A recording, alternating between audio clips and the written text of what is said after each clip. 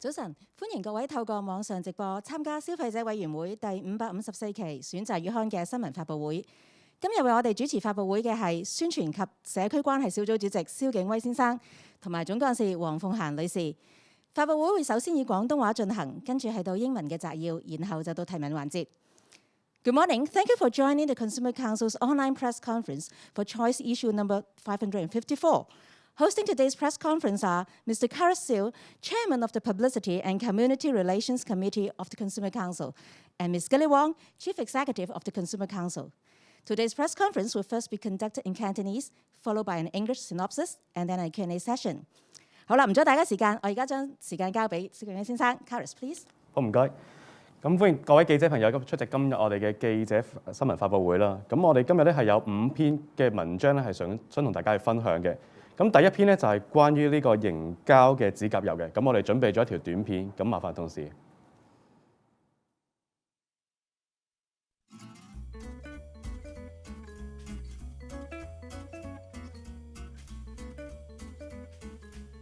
嚟緊咁多 party， 點可以唔整翻套靚靚膠甲應節呢？不過膠甲入邊有咁多化學物質，有時打開個膠咧，已經覺得好攻鼻啦。究竟安唔安全㗎？消委會測試市面上25款膠甲油樣本，發現超過60%半樣本含有歐盟禁用物質。呢3款樣本驗出甲醛，而呢1款樣本就驗出苯。13款樣本驗出氖，另外有2款樣本分別檢出苯並 A 因同埋铟。呢5種化學物質係屬於致癌物，全部都被歐盟化妝品法規列為禁用物質，係唔可以用作原材料添加喺任何化妝品入面㗎。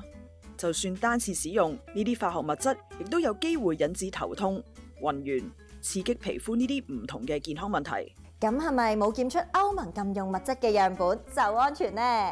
之但係今次測試嘅所有樣本都檢出有機溶液甲苯，佢屬於歐盟規範第2級生殖毒性，對發育中嘅胎兒嘅影響較大。孕婦同埋餵緊母乳嘅媽媽要特別留意啊！除咗有害物質之外，今次測試亦都發現好多膠甲產品上面嘅資料好唔齊全。25款樣本入面，只有呢7款有喺瓶身上以英文清楚標示使用方法，而只係得8款喺產品瓶身上以英文詳細標示成分資料。其他樣本就無論包裝或者瓶身上都冇標示呢啲資料。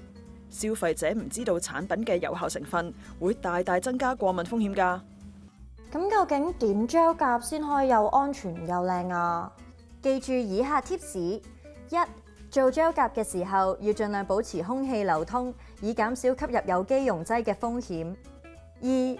記得唔好過分收走指甲邊嘅死皮，咁樣係會令到指甲更容易被真菌感染，甚至會引致甲溝炎。 3. 膠甲後盡快洗淨雙手，以減少皮膚吸入有害物質嘅風險。 4. 每隔2到3個月就要俾指甲唞唞，咁先可以保持指甲嘅健康。 5. 如果指甲本身已有細菌感染，就要等完全康復先做啦。除咗甲油之外，有時照 UV 燈嘅時候咧，都覺得好辣手。如果經常照，有冇問題呢？皮膚近距離照射 UV 真係有機會灼傷皮膚㗎。過度照曬甚至會令皮膚變得脆弱，同增加患上皮膚癌嘅機會啊！所以做膠甲前，大家都要為雙手搽足防曬，之後仲要加強保濕，滋潤翻雙手。仲有啊，記得呢啲膠甲玻璃瓶係唔可以放入回收箱㗎。希望生產商第時可以有自己嘅回收項目，咁就可以減輕堆填區嘅負擔啦。好多嘢要留意啊，我抽唔切添，等我直接買今期選擇月刊，慢慢研究下先。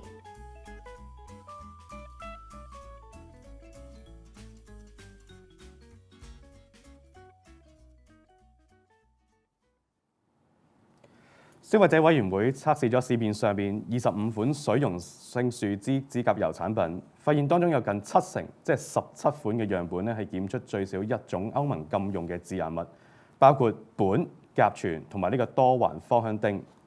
消委會喺主要嘅零售點搜集咗25款嘅凝膠指甲油樣本，售價係每瓶由港幣88元至到238元不等，價格相差近2倍。有8款嘅樣本咧係冇檢出歐盟嘅禁用物質，其中5款嘅樣本咧更加係獲得到我哋最高分5分嘅評分，包括2款售價最高同埋1款售價最低嘅樣本，可以反映到產品嘅質素咧係未必同價格係成正比嘅。消委會參考咗歐盟化妝品法規，進行咗常見於指甲油嘅有害物質測試，包括甲醛、3種有機溶液，即係苯、甲苯同埋二甲苯、多環芳香烴、N 亞硝胺同埋塑化劑。全部樣本咧都冇檢出 N 亞硝胺同埋塑化劑嘅，不過就檢出咗其他嘅有害物質。另外，消委會亦都檢視咗樣本上面嘅包裝同埋標籤上面嘅資料。CMR 物質係根據歐盟嘅化學物質和混合物分類標示與包裝法規中嘅定義，致癌、可導致基因發生永久性突變同埋生物毒性嘅化學物質。根據歐盟化妝品法規嘅要求，所有 CMR 物質應該都係被禁止使用喺化妝品之中嘅。而是次嘅測試包括甲醛、苯、甲苯、N 亞硝胺同埋部分嘅多環芳香烴咧，都被均定以為呢個 CMR 物質嘅。有關嘅有機溶液咧係可以溶解同埋混合指甲油常見中嘅各種嘅部分各種嘅成分，而溶液一般係會喺指甲油變乾嘅過程中咧揮發。咁是次測試入邊咧檢測到指甲油當中最常見嘅苯、甲苯同埋二甲苯3種嘅有機溶液。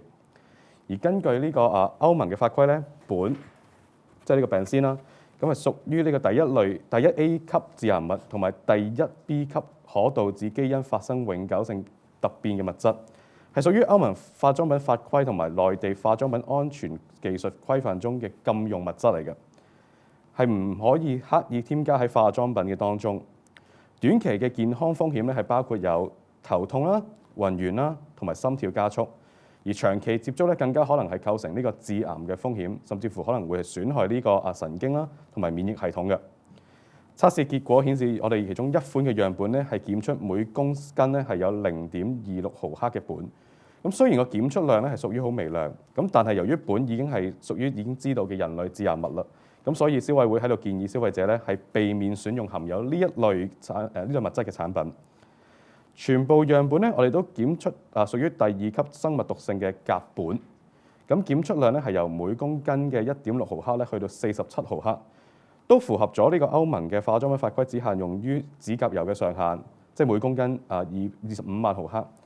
但係始終佢都有個健康風險嘅，短期暴露喺甲苯嘅之中咧，可能會刺激到我哋嘅眼睛啦、呼吸道啦同埋皮膚，而引起可能頭痛啦、肌肉嘅疲勞。長期接觸咧，甚至乎可能會導致肝臟啦、神經係影響嘅，神經系統影響嘅，亦都會影響我哋發育中嘅胎兒嘅健康。由於甲苯咧對於發育中嘅胎兒同埋兒童健康嘅影響咧係較大，因此咧孕婦同埋哺乳中嘅婦女係應該避免咧使用含有甲苯嘅產品嘅。而另外咧有近半數即係12款嘅樣本咧係檢出咗二甲苯。檢出量咧係由每公斤嘅0.99毫克咧至到120毫克。根據歐盟法規咧，二甲苯係屬於第4級嘅急性毒性，但係就未有定下佢嘅濃度上限嘅。而甲醛咧係常見於喺化妝品當中嘅防腐劑，用作咧係防止呢個細菌嘅生長。由於甲醛同指甲中咧嘅天然嘅角質層咧，角質蛋白咧係會結合咧，可以令到呢個指甲變硬。咁所以亦都會好常見咧喺呢個指甲油嘅成分當中去方便去做美甲嘅。咁根據歐盟化妝品法規咧，由於甲醛咧係屬於第1 B 級嘅致癌物，第2級可導致基因發生永久性突變嘅物質，同埋第3級急性毒性以及第1級嘅皮膚致敏物啦。咁所以喺2019年起咧，就已經禁止咗作為原材料咧添加喺任何嘅化妝品之中嘅。而喺今次我哋嘅測試入邊咧，發現有3款嘅指甲油嘅樣本咧係檢驗出呢個游離甲醛嘅。咁檢測量咧係由0.006啦，去到0.010嘅。咁但係符合咗內地2015年嘅化妝品安全技術規範對於甲醛嘅要求，亦即係總量係唔應該超過0.2%。並且係禁用喺任何嘅噴霧嘅產品。而至於多環芳香烴啦，係常見於喺呢個塑膠啦、有機溶液嘅呢個雜質嚟㗎。咁目前咧已經知道咧呢個多多環芳香烴咧係有超過100多種㗎啦。咁其中咧亦都唔少咧係確定咗或者係已經列為咧潛在嘅致癌物質。咁是次測試嘅樣本當中咧，我哋係檢出咗6種多環芳香烴嘅，而喺25個樣本中咧有14款啦，即係有冇56？我哋頭先56啦，係檢出1至到2種歐盟禁用嘅多環芳香烴。以每公斤計13款樣本咧係檢出咗氖，檢出量咧係由0.01毫克去到0.20毫克。有一款咧樣本係檢出咗0.01毫克嘅砷，另外有一款樣本咧係同時檢出0.01毫克嘅苯並 A 砷，以及0.04毫克嘅氖。咁由於咧指甲油呢個凝膠指甲油咧係需要經過呢個 UV 紫外線照射咧先至可以做到固化。咁所以咧，如果消費者係唔正確使用呢個 UV 燈或者照射嘅時間係過長嘅話咧，係或者會構成呢個健康風險㗎。咁咁近距離去照射 UV 燈咧，亦都可能會令到指甲附近嘅皮膚咧係有色素沉澱嘅問題，嚴重咧更加可能會對皮膚造成傷害，甚至都會增加咗患上皮膚癌嘅風險。此外，指甲經過度照曬之後咧，其實亦都會變得脆弱。咁消委會建議消費者咧係唔應該經常進行膠甲嘅。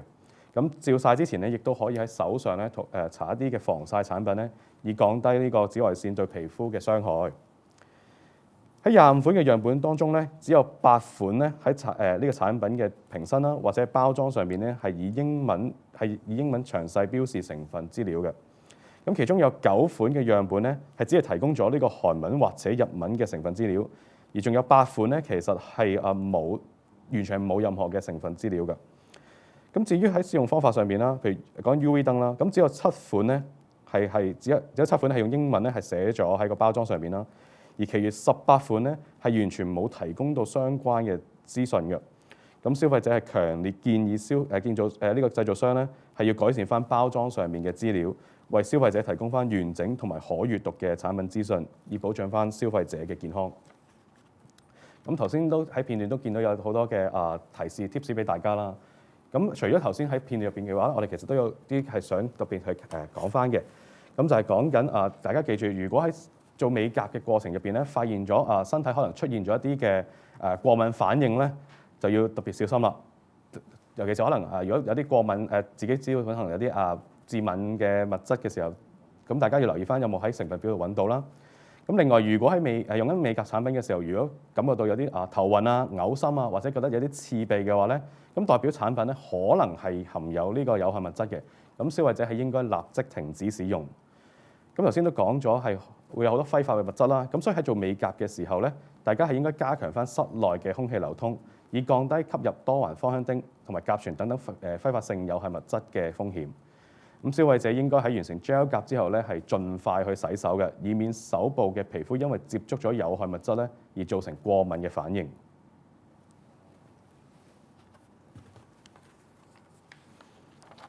咁我哋第二篇要介紹嘅文章係關於漱口水嘅，咁我哋都準備咗一條短片咧，係俾大家睇睇嘅。唔少人會用漱口水作口腔護理，希望改善牙周病、蛀牙、口臭等嘅問題。想證明殺菌潔淨口腔，一啲關於點揀點用漱口水嘅迷思，你點可以唔知？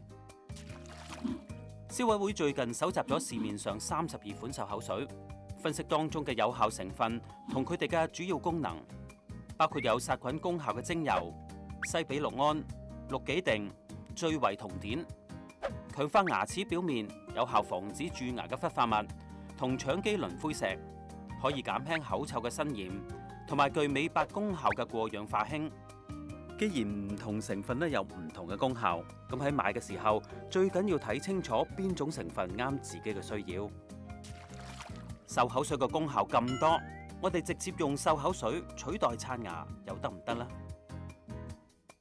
其實最好同最有效嘅清潔牙齒方法係刷牙同埋用牙線，單靠漱口水絕對唔能夠徹底清潔牙菌膜㗎。咁小朋友又可唔可以用漱口水呢？要小心啦，兒童有機會唔小心吞咗大量嘅漱口水，造成危險。咁所以衛生署並唔建議6歲以下嘅兒童用漱口水。另外，仲要將漱口水放喺兒童攞唔到嘅地方。用漱口水有辣同乸嘅感覺，同殺菌功效有冇關呢？漱口水辣唔辣同殺菌功效冇直接關係，而係視乎配方入邊嘅成分。咁買嗰陣又要留意啲咩呢？消費者喺選購嘅時候需要睇清楚成分、使用指引同埋適用年齡。但喺調查中，部分樣本未有清晰標示呢啲重要嘅資料，並唔理想。另外，有漱口水採用咗聚維酮碘成分，佢釋出嘅游離碘元素對懷孕中嘅婦女同有甲狀腺疾病嘅人士有不良影響。而長時間使用西比氯胺同氯己定嘅漱口水，亦都有機會令到牙齒染有積斑，同埋短暫影響味覺。消費者要小心選購。雖然大容量包裝比較經濟實惠同埋環保，但係買之前都要先考慮自己嘅啷口習慣，再揀啱 size 嘅漱口水。漱口水唔係必須要日日用，如果到期前用唔晒，或者覺得口味唔啱，就會造成浪費。大家喺精明殺菌嘅同時，亦都可以精明選擇，為環保出一分力。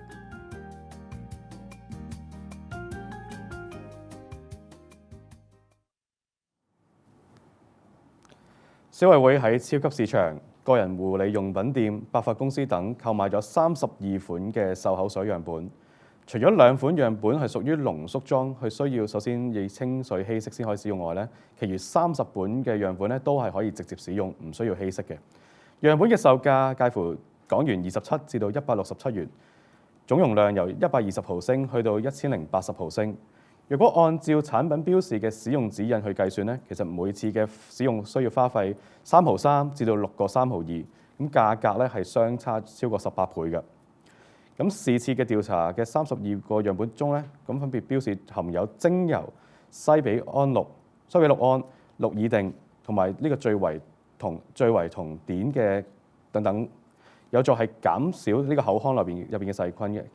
然而消費者係需要注意，多數人喺長時間使用呢個含有西比氯胺或者氯爾定嘅漱口水之後咧，可能會令到牙齒係染有積斑，同埋味覺咧可能會受到短暫嘅影響。另外一款樣本咧係標示以呢個聚維酮碘去作為呢個主要殺菌成分，咁係屬於一種非處方嘅藥物，係會喺發揮作用嘅過程入邊咧，其實亦都會釋放呢個游離碘嘅元素。咁所以懷孕中嘅婦女或者患有甲狀腺疾病嘅人士咧，係並唔建議使用含有呢個成分嘅產品。此外，消費者亦都需要留意啦。美白漱口水一般咧，其實只係含有好少量嘅過氧化氫，一般都係少過2%嘅。咁係遠低於牙醫喺呢個美白牙齒嘅療程中所使用嘅濃度，通常係約莫20%至40%。因此，消費者喺使用呢類咁低濃度過氧化氫嘅美白漱口水之後咧，牙齒嘅表面咧未必可以喺短時間之內咧出現呢個明顯嘅美白效果。但係小市民咧亦都千祈唔好咧自行咧去使用高濃度嘅過氧化氫。消費者提醒，唔同漱口水嘅成分或者有差別，使用時咧係需要注意嘅地方咧亦都不盡相同。所以消費者係應該按唔同漱口水嘅成分或者出現嘅用後反應咧，去選擇返自己合適嘅產品。是次調查咧，消委會亦都安排咗使用者咧去實測呢個32款嘅樣本啦。結果咧顯示，大部分嘅樣本嘅刺激度咧普遍係屬於溫和至到適中嘅水平。而對比各樣本嘅酒精成分聲稱啦，同使用者對比對樣本嘅刺激度嘅意見之後咧，我哋係見唔到有明顯嘅關係嘅。此外，部分消費者亦都認為含有酒精嘅漱口水咧會具有更好嘅殺菌功效啦。但係然而根據呢個世界衛生組織嘅指引咧，酒精濃度咧係要達到60%至80%咧，先至能夠有效殺死細菌或者呢個病毒。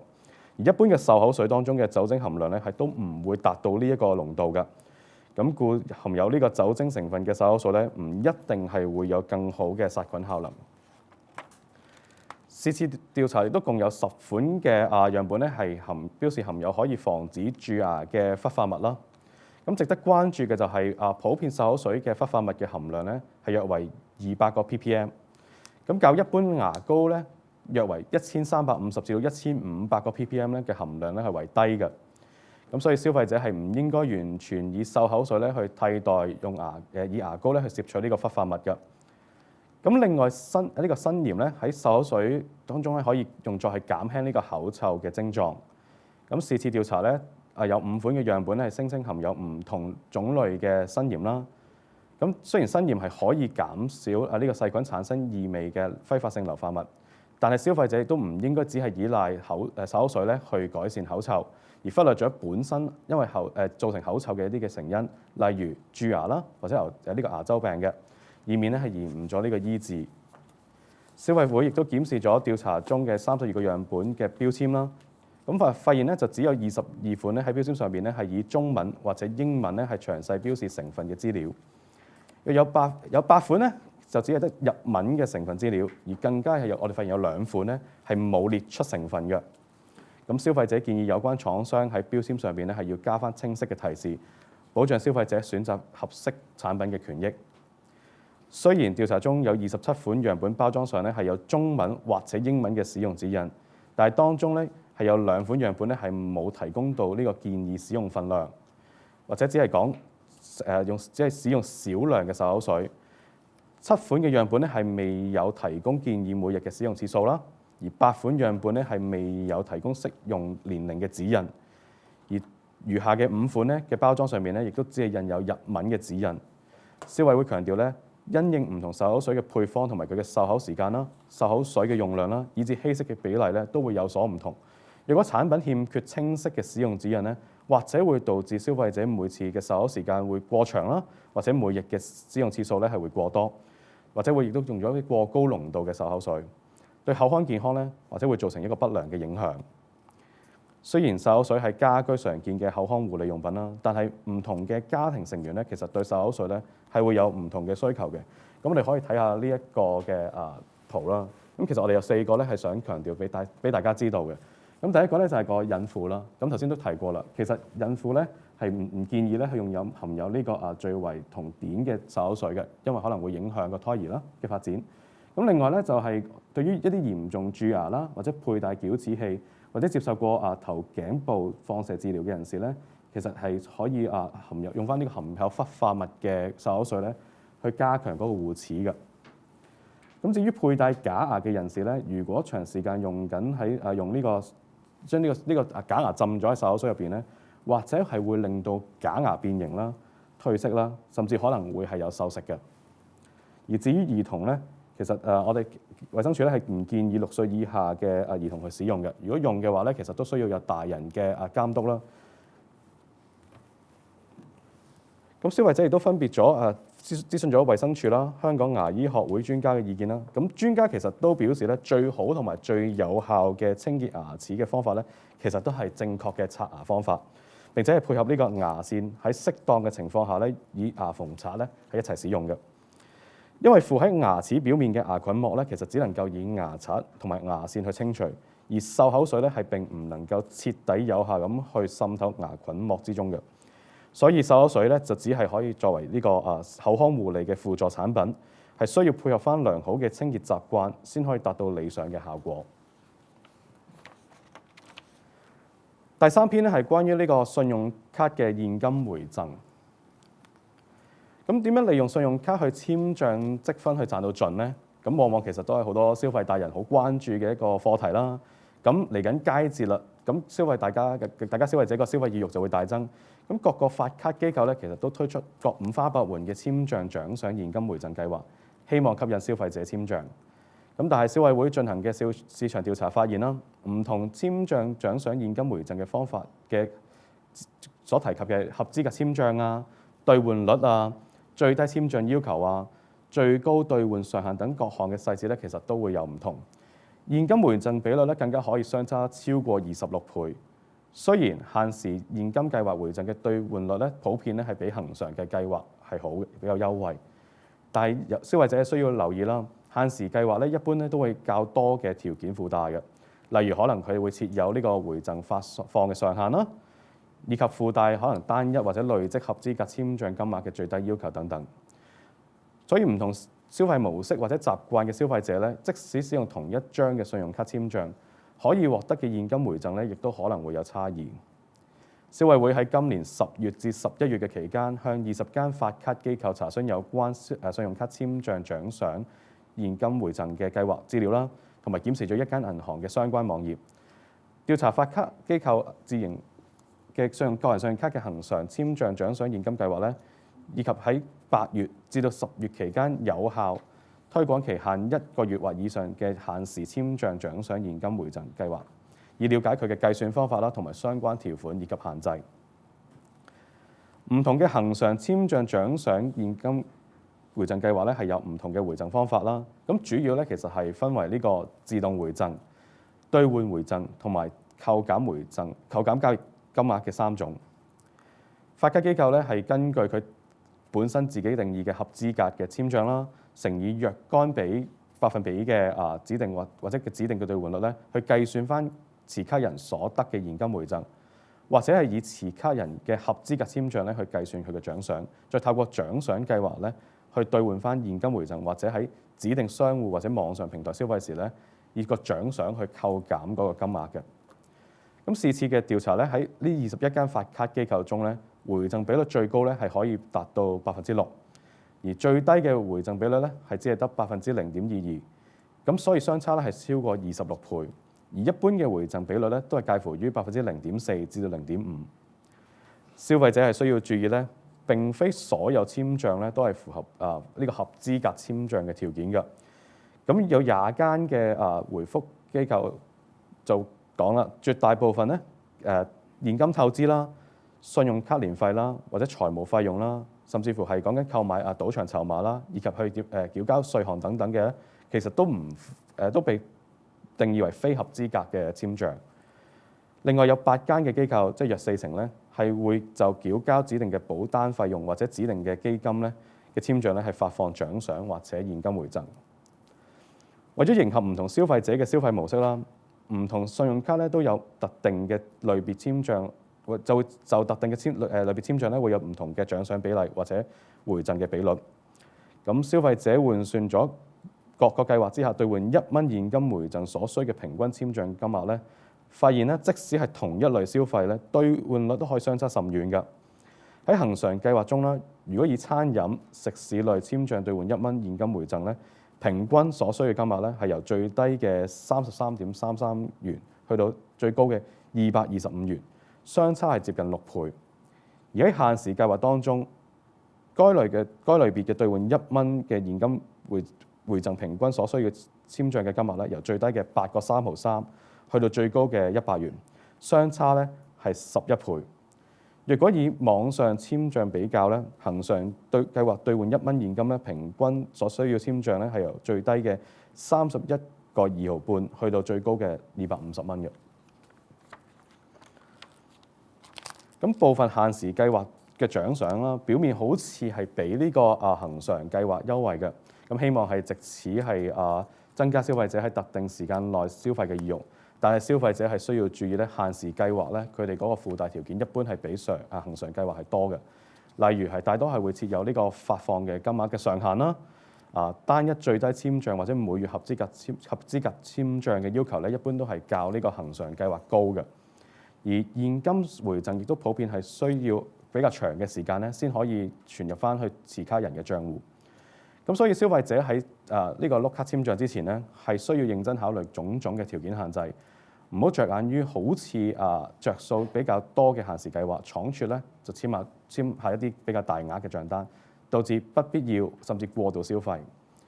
例如其中一間發卡機構嘅信用卡啦，喺恆常嘅計劃之下咧，任何合資格零售簽帳咧嘅基本獎賞咧都唔會有呢個發放上限。但係如果喺佢嘅限時計劃之下，去以手機去支付簽帳咧，雖然咧佢係會有額外嘅9倍積分。但係額外嘅積分咧就設有每個月1萬分嘅發放上限，所以計算落嚟咧，其實只係約莫咧喺簽帳頭嗰1100元咧，係以手機支付嘅簽帳咧係可以得到額外嘅獎賞。咁換言之咧，其實每個月可以得到嘅現金回贈咧，實質咧其實可以額外得到嘅咧就只係得40元嘅啫。咁其後嘅簽帳咧，其實都只係可以賺翻我哋嗰個基本嘅獎賞。所以無論消費者嘅相關簽帳額有幾多咧，其實最終嗰個額外嘅獎賞咧，都係比佢嘅恆常計劃咧就只係多40元。咁即使兌換符合所有嘅兌換條件啦，恆常同埋限時計劃獎賞嘅現金發放時間咧，都會係有分別嘅。咁大部分嘅恆常計劃咧，其實都可以喺幾日至到1個月內咧，將獎賞咧或者現金啦，去回贈翻去持卡人嘅帳戶入邊。而相反啦，限時計劃咧係可能係需要喺呢個完成簽帳後較長嘅時間咧，先會存入翻。其中咧有啲計劃咧係甚至乎係要3至到5個月之後咧，先會回贈翻俾持卡人嘅帳戶。咁即使係持有同一張信用卡啦，喺相同時段喺相同嘅計劃之下簽帳咧，其實唔同消費模式嘅消費者咧，喺限時計劃所得到嘅現金回贈咧，就未必一定係比恆常嘅計劃多。如果消費者每筆簽帳嘅金額係比較細，或者未能夠符合現金限時計劃所對於累積簽帳要求嘅嗰個要求咧，消費者其實未必會得到更加好嘅嗰個獎賞。咁我哋其實可以睇少少例子。咁我哋其實做咗一個簡單嘅示範俾大家睇睇個計算。咁其實我哋而家有3位嘅假設嘅消費者喺度啦。我哋最集中其實睇翻消費者 A， 即係藍色嗰格，同埋消費者 C 紅色嗰格。咁其實你見到其實A 咧，其實佢嘅簽帳咧，其實都唔係話好多啦。咁就我哋假設咗佢係5000元4毫嘅。而消費者 C 咧，佢係會比較多數係啲大額嘅簽帳啦。你見到係有嗰個月累計咧，亦都係有15000元嘅。咁我哋今次做咧係引用咗其中一個嘅計劃咧去做呢個示範。咁其實佢其中一個好緊要嘅要求咧，就係喺限時計劃期間咧，單一簽帳咧係要超過500蚊咧，先至會係計落呢個限時嘅計劃入邊嘅。咁所以咧，我哋喺計算喺 A 嘅部分藍色嘅時候咧，由於佢有一個咧係唔達到500蚊嘅。咁所以其實佢係喺恆常計劃嘅話咧，其實佢嗰5000元4毫咧，其實全部都會係計入合資格嘅簽帳額啦。咁但係喺限時計劃咧，其實係係扣翻呢300幾蚊出嚟嘅，係得4600幾蚊嘅啫。咁所以其實佢最後咧，你見得到佢可以得到嗰個獎賞咧，其實係佢恆常計劃咧係攞到51蚊啦。咁佢限時計劃咧其實有97蚊。不過我哋睇埋紅色嗰個。紅色嗰個你見得到，其實佢每一個嘅簽帳咧都好大嘅，全部都係講緊5000幾、6000幾、3000幾，累積嘅話咧，其實去到達到嗰個月嘅簽帳額咧，去到15000蚊。咁但係其實佢回贈有冇因為相應而去倍大咗咧？我哋係見到唔會嘅，因為你見到其實喺恆常計劃嚟講啦，咁嗰15000蚊當然就全部都係計晒落去呢個合資格嘅簽帳啦。咁所以咧佢就會有85蚊嘅回贈。咁但係喺限時計劃嚟講咧，雖然嗰15000蚊咧都係會做晒呢個合資格消費，咁但係原來其實佢係本身係有一個發放嘅上限嘅，咁所以咧其實佢最後都係只係可以落喺嗰個透過2個計劃加埋咧，都只係可以攞到250蚊。所以其實你見得到咧，雖然嗰個簽帳係倍大咗，但係其實嗰個獎賞咧係冇因應咧係按比例咁去提升嘅。咁呢度大家咧喺嗰個計算方法上面咧，其實真係要留意翻每一個計劃入邊佢嘅嗰個條款啦嘅計算方法啦，睇下有冇上限等等嘅。咁亦都有唔少嘅發卡機構咧，係都有同指定嘅商戶咧去合作，去提供一啲嘅簽帳獎賞優惠嘅。咁但係喺指定商戶嘅名單啦，或者係即係佢個指定名單咧，其實不時咧都會有一個修改，而亦都未必咧會及時去通知消費者㗎。咁消費者咧最好係定期咧留意翻發卡機構嘅公佈嘅資料啦，以免喺一啲已經剔除咗嘅指定商戶名單入邊嘅商鋪簽帳之後咧，發現到原來係攞唔到呢啲嘅獎賞。消委會提醒消費者應該係審慎去理財啦，避免為咗因為簽帳獎賞咧而申請過多嘅信用卡或者過度嘅簽帳。消費者應該喺選擇信用卡或者簽帳嘅獎賞計劃嘅時候啦，除咗佢要考慮翻佢嘅獎賞同埋佢現金回贈之外啦，亦都考慮翻佢個人本身嘅消費模式啦、信用卡合約嘅主要條款啦、獲取簽帳獎賞嘅條件同埋限制，審慎評估翻個人嘅負擔同埋還款能力，去做呢個審慎嘅消費嘅。第4篇係關於套糧嘅。咁消費者咧係喺之前咧就檢測咗12款嘅供成年兔仔食用，聲稱為主食或者副食嘅乾糧產品，發現全部嘅樣本咧都存在唔同嘅營養問題，未能夠完全符合歐洲寵物食品相關嘅指引啦同埋建議嘅。如果長期作為主食嘅位置咧，係有機會損害兔仔嘅健康。測試涵蓋咗12款供成年寵物兔食用嘅乾糧樣本，包括9款係果粒狀嘅產品啦，2款係混合咗唔同材料，同埋1款混合咗唔同形狀以及顏色飼料果粒嘅混合乾糧。有8款咧係聲稱為全營養寵物食品，即係坊間普遍我哋稱之為主食糧啦。大部分嘅主食糧樣本咧都説明咧係需要配合大量甚至係無限量嘅乾草嘅位置嘅。而餘下嘅4款樣本中咧，有1款咧係説明咧係屬於補充性寵物食品，即係俗稱嘅副食糧啦。咁，其餘3款咧係完全冇提及究竟係屬於邊一種嘅類別。咁各樣本咧分別係購自呢個寵物用品專門店啦，以及網店啦。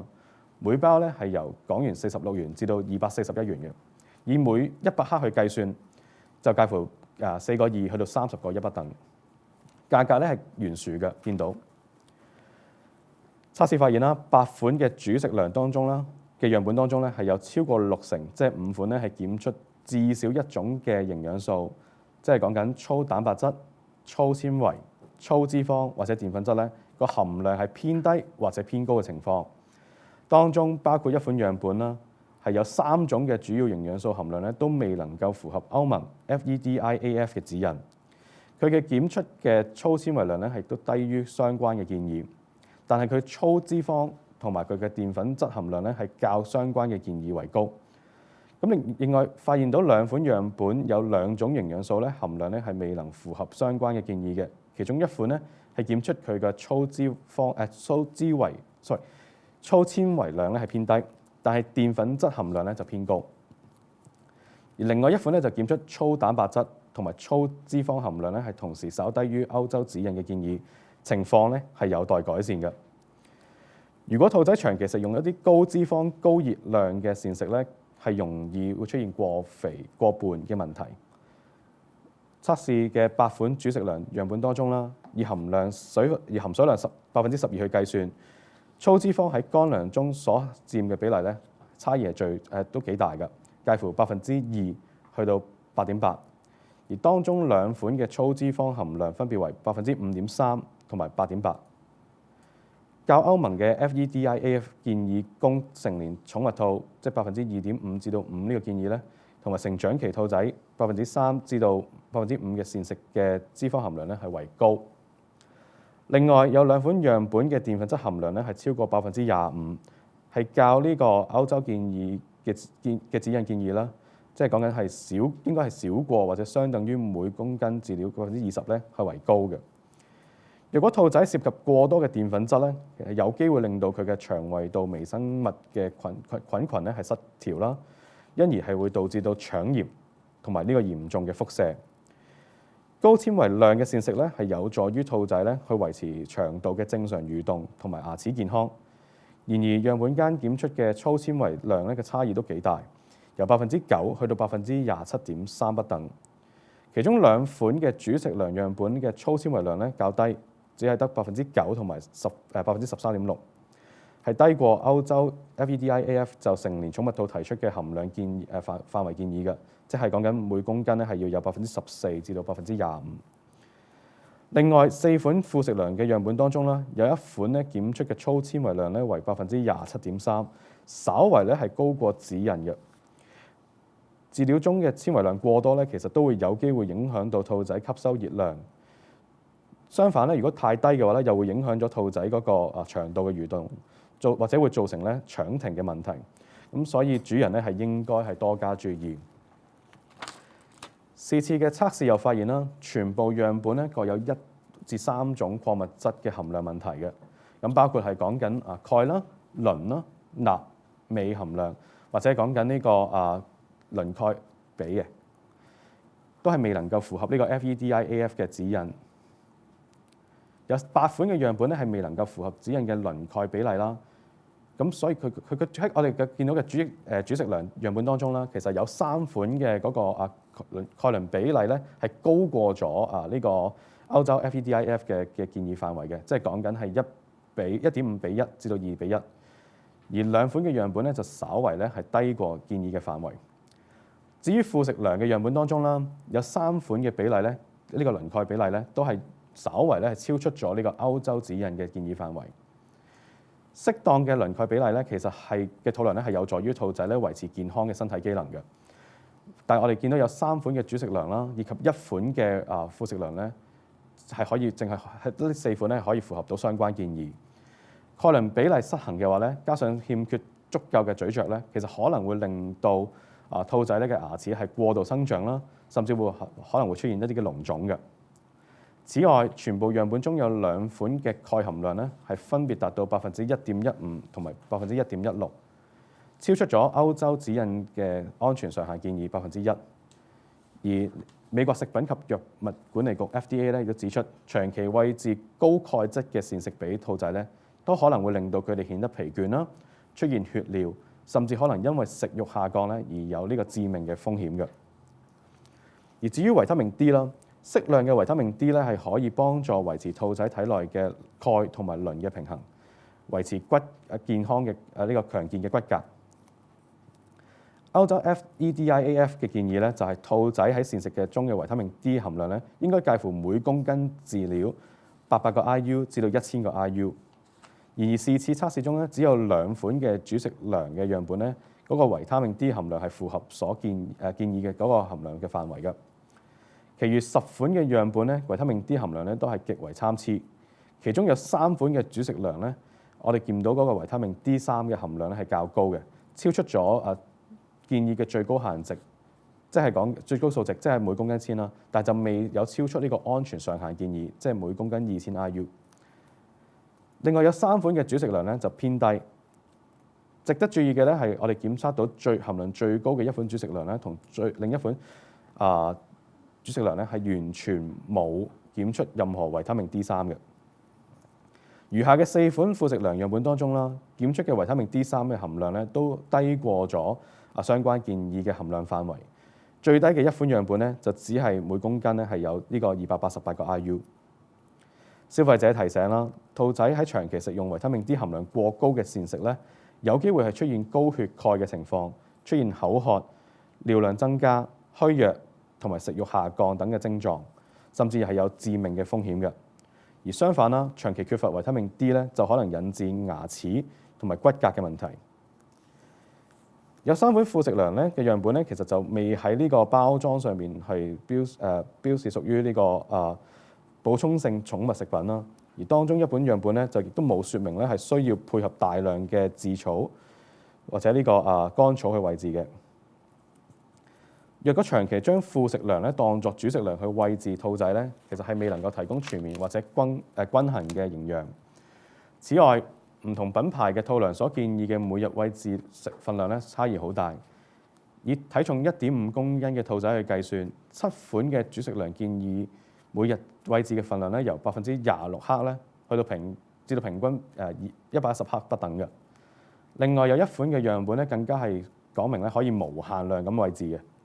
而副食糧樣本當中嘅餵飼份量咧亦由25克啦去到平均45克不等。如果撇除乾草同埋呢個蔬菜嘅費用，按樣本嘅指引去餵飼各種嘅兔糧咧，每日所需要嘅費用咧係由介乎個1咧至到13個6，相差咧係可以超過11倍。消費者喺選購兔糧之前咧，應該係留意以下幾點嘅。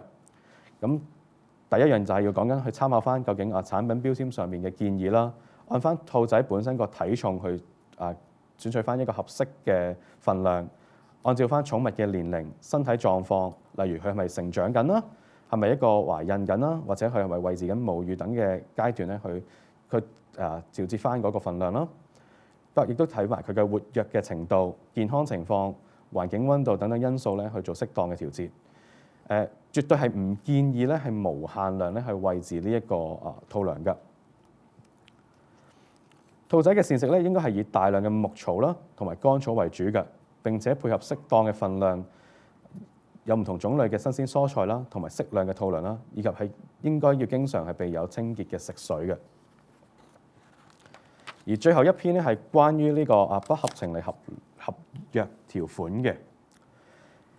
咁消費者委員會喺過去咧曾經發表過有關呢個標準格式消費合約不公平條款嘅研究報告。咁揭示咗其實唔少嘅商戶嘅標準格式消費合約入邊咧，普遍都存有一啲有違誠信啦嘅唔公平嘅條款嘅。咁意圖係卸責啦，或者承擔因呢個違約、疏忽、失實陳述，以至其他違反法律嘅責任等等嘅不公平嘅免責條款，損害消費者嘅權益。消委會喺檢視多年咗一啲有關喺呢個法庭嘅案例啦，或者消費者本身我哋嗰個消費者訴訟基金曾經處理過嘅個案咧，發現咗唔同商戶喺同消費者訂立嘅合約列明對有自身嘅一啲嘅有利嘅條款嘅。消費者強調，面對極為不公、苛刻或者不合情理嘅合約條款咧，消費者係可以援引呢個不合情理合約條例，循呢個法律途徑咧向呢個商戶咧去討回公道。根據過去嘅案例啦，法庭按呢個條例裁定一啲合約或者部分條款為不合情理，而係拒絕強制執行呢個合約，或者當中唔合情理嘅部分啦，修正啦，或者更改唔合情理部分嘅部分，或者限制佢嘅適用範圍，去保障翻消費者嘅權益。消委會亦都敦促呢個商戶咧，係應該係待客以誠，唔好以為只係喺合約條款訂立咗呢個不合情理嘅條款咧，就可以予取予攜，肆意損害呢個消費者嘅權益。1995年生效嘅不合情理合約條款咧，係未有定明何為不合情，咩叫做不合情理嘅。咁但係普遍我哋可以理解為就係不按良心所做嘅事，唔一定係涉及不誠實、欺詐或者蓄意嘅不當行為，亦都唔受普通法同埋呢個衡平法嘅傳統概念所約束。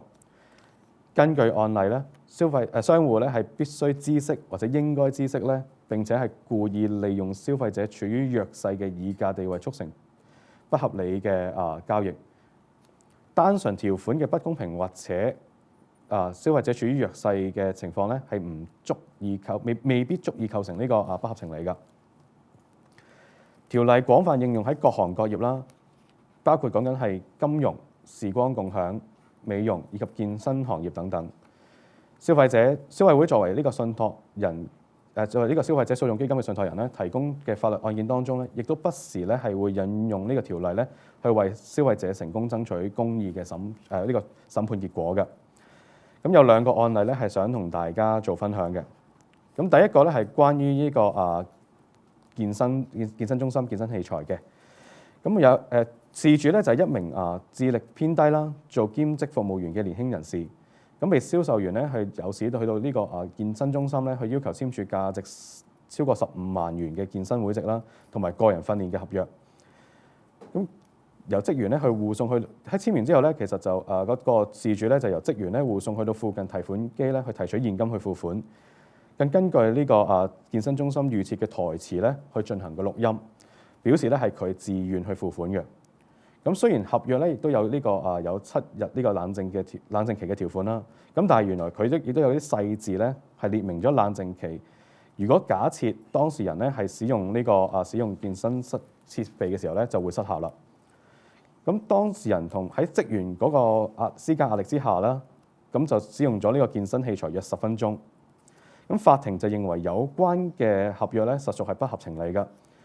職員利用當事人嘅精神狀態同埋較弱嘅議價地位咧，去損害佢嘅判斷力，令到佢喺簽署合約同埋付款前咧，其實都冇足夠嘅時間去閱讀同埋理解合約。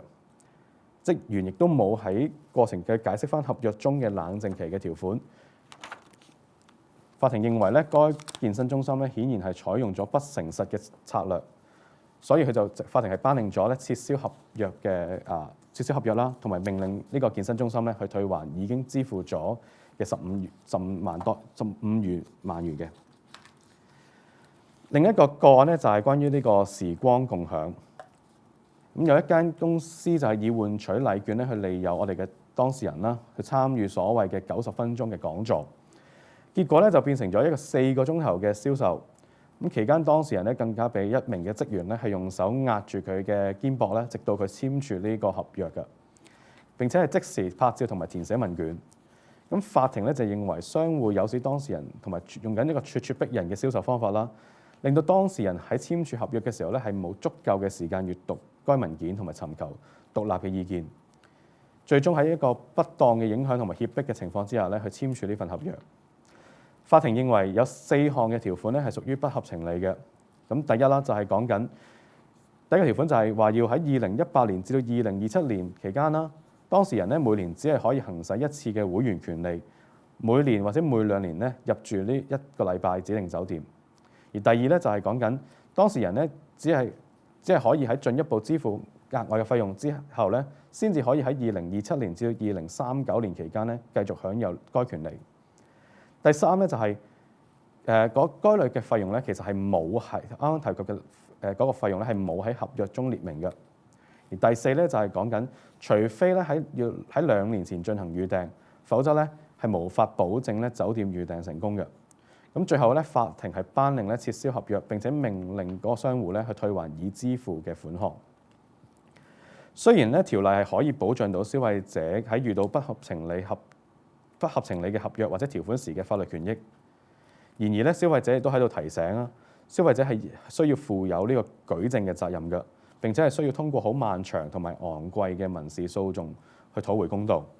所以消費者應該係時刻保持警惕，喺簽署任何合約之前咧，應該係仔細閱讀同埋了解條款細則，考慮係咪需要相關嘅產品或者服務，以至自己嘅個人嘅負擔能力，同埋如果有需要嘅時候係需要諮詢獨立意見咧，先去作出呢個消費嘅決定嘅。咁以上就係今日想同大家分享嘅5篇文章。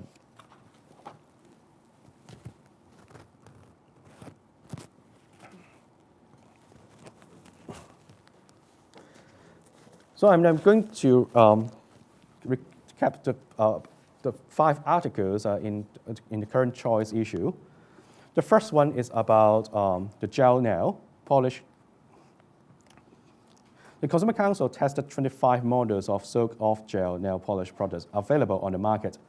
Almost 70% were detected with one or more carcinogenic, which have been banned by the EU, including benzene, formaldehyde, and PAH.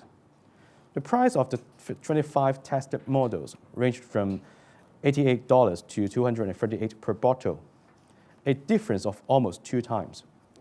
8 models were not detected with any of the tested EU-banned carcinogens.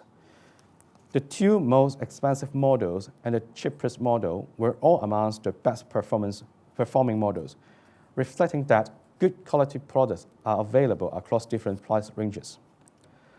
According to the Classification, Labeling, and Packaging of Substances and Mixtures (CLP) regulation of the EU, CMR substances are chemicals classified as carcinogenic, mutagenic, and toxic for reproduction. According to the Cosmetic Directive, CMR substances shall not be used as raw materials in the production of any cosmetic products. In this study, formaldehyde, benzene, toluene, NDELA, and certain members of PAH and phthalates were classified as CMR substances. Solvents are used in the nail polish to dissolve and allow the mixture of ingredients together, which will usually evaporate as nail polish dries. Benzene is classified as a carcinogenic category 1A and mutagenic category 1-2 substance, and its intentional use in cosmetic is prohibited by both the EU Cosmetic Directive and the mainland safety and technical standards for cosmetics. On the long run, it could increase the risk of cancer and damage the nervous and immune system. In the test, 1 model was detected with 0.28 milligram per kilogram of benzene. Despite low detected amount, the Consumer Council recommends consumers to avoid using products containing benzene, as it is known carcinogen for humans. All samples were found with toluene, a toxic for reproduction category 2 substance.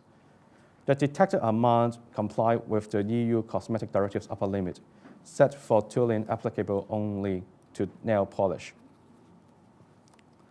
As toluene could pose greater health risks to children and fetuses in the developmental stage, pregnant women and breastfeeding mothers should refrain from using products with toluene.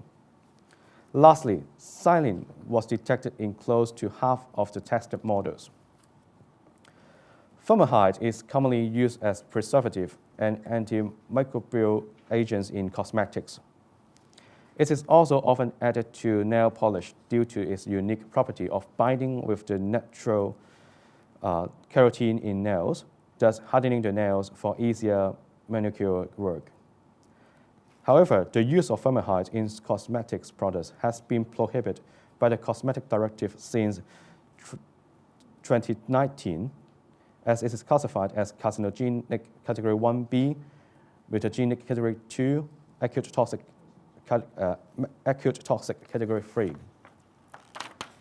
In the Council's text, 3 models were detected with free formaldehyde, though the levels still comply with the mainland's safety and technical standards for cosmetic 2015. PAH are harmful contaminants commonly found in plastic and organic solvents. In the test, 6 types of PAH were found in 16 samples. Of these, 3 are prohibited for use in cosmetics by the EU Cosmetic Directive, including atrazine and benzoatrazine. Both are carcinogenic category 1B, and naphthalene, a carcinogenic category 2 and chronic toxic category 4 substance, as classified by the CLP regulation. 14 models were detected with 1 to 2 types of EU-banned carcinogenic PAHs. Naphthalene was found in 13 models. 1 model was detected with ethylene. Another model was found with benzoatrazine, while this same model was also detected with naphthalene. As soft gel nail polish must be cured under UV light, improper use of UV lamps or prolonged UV exposure may lead to health hazards. Close proximity with the UV light would not only result in pigmentation in the skin around the nails, it may even cause skin damage in more severe cases and increase the risk of skin cancer. The Council recommends consumers to avoid having gel manicures too frequently and to consider applying sun cream products to the hands before exposing to UV lights. Only 8 models include a detailed list of ingredients in English on the bottle or packaging. Another 9 models only displayed ingredients information in Korean or Japanese, whereas the remaining 8 models did not contain any ingredients information. As gel nail polish must be cured under a UV lamp, relevant instructions are important information for consumers in order to use the product properly. However, only 7 models clearly displayed such usage instruction in English on the packaging, while the remaining 18 models lack such information. The Council strongly urges manufacturers to improve their labeling and to provide comprehensive and legible information to safeguard consumers' health. The second article is about the mouthwash. The Consumer Council conducted a survey on 32 models of mouthwash products and discovered that the ingredients, functions, and precautions for use varied considerably. Consumers are advised to understand the ingredients and functions of different mouthwashes products before choosing a suitable product that addresses their personal needs, such as oral hygiene maintenance, teeth strengthening, halitosis eliminations, and teeth whitening. Consumers should note that prolonged use of mouthwashes containing CPC or chlorhexidine might stain the teeth and temporarily affect the sense of taste for some individuals. 1 model was labeled with PVPI as the main bactericidal ingredients. As an over-the-counter medicine, PVPI releases free iodine during its reaction, and therefore such products are not recommended for pregnant women and patients with thyroid disease. Consumers should also be aware that mouthwashes with whitening functions generally contain only a low concentration of hydrogen peroxide, which is much lower than the concentration used by dentists in teeth whitening procedures. Therefore, the whitening effect for the tooth surface may not be observable within a short period of time. Consumers are advised not to use hydrogen peroxide of high concentration on their own. The consumers arranged for 5 adult participants to trial use the 32 models. The results revealed that the irritating levels of most models were mild to moderate. After comparing the claimed alcohol content of each model with participant opinions regarding irritating level, no significant relationship was observed between the two. Some consumers may believe mouthwash products containing alcohol could have a better antiseptic efficacy. However, according to the WHO guidelines, the alcohol concentration would need to reach 60 to 80% in order to effectively kill bacteria and viruses, whereas the concentration of alcohol in mouthwash products are generally lower than this level. The use of mouthwash alone may not be able to cure related oral hygiene issues. A total of 10 surveyed models were labeled as containing fluoride, which could prevent tooth decay. The fluoride content in the mouthwash products is lower than that of toothpaste. Generally, therefore, it is not advisable to completely replace toothpaste with mouthwashes products for the purpose of fluoride intake. Only 22 models were labeled with detailed ingredients information in Chinese or English.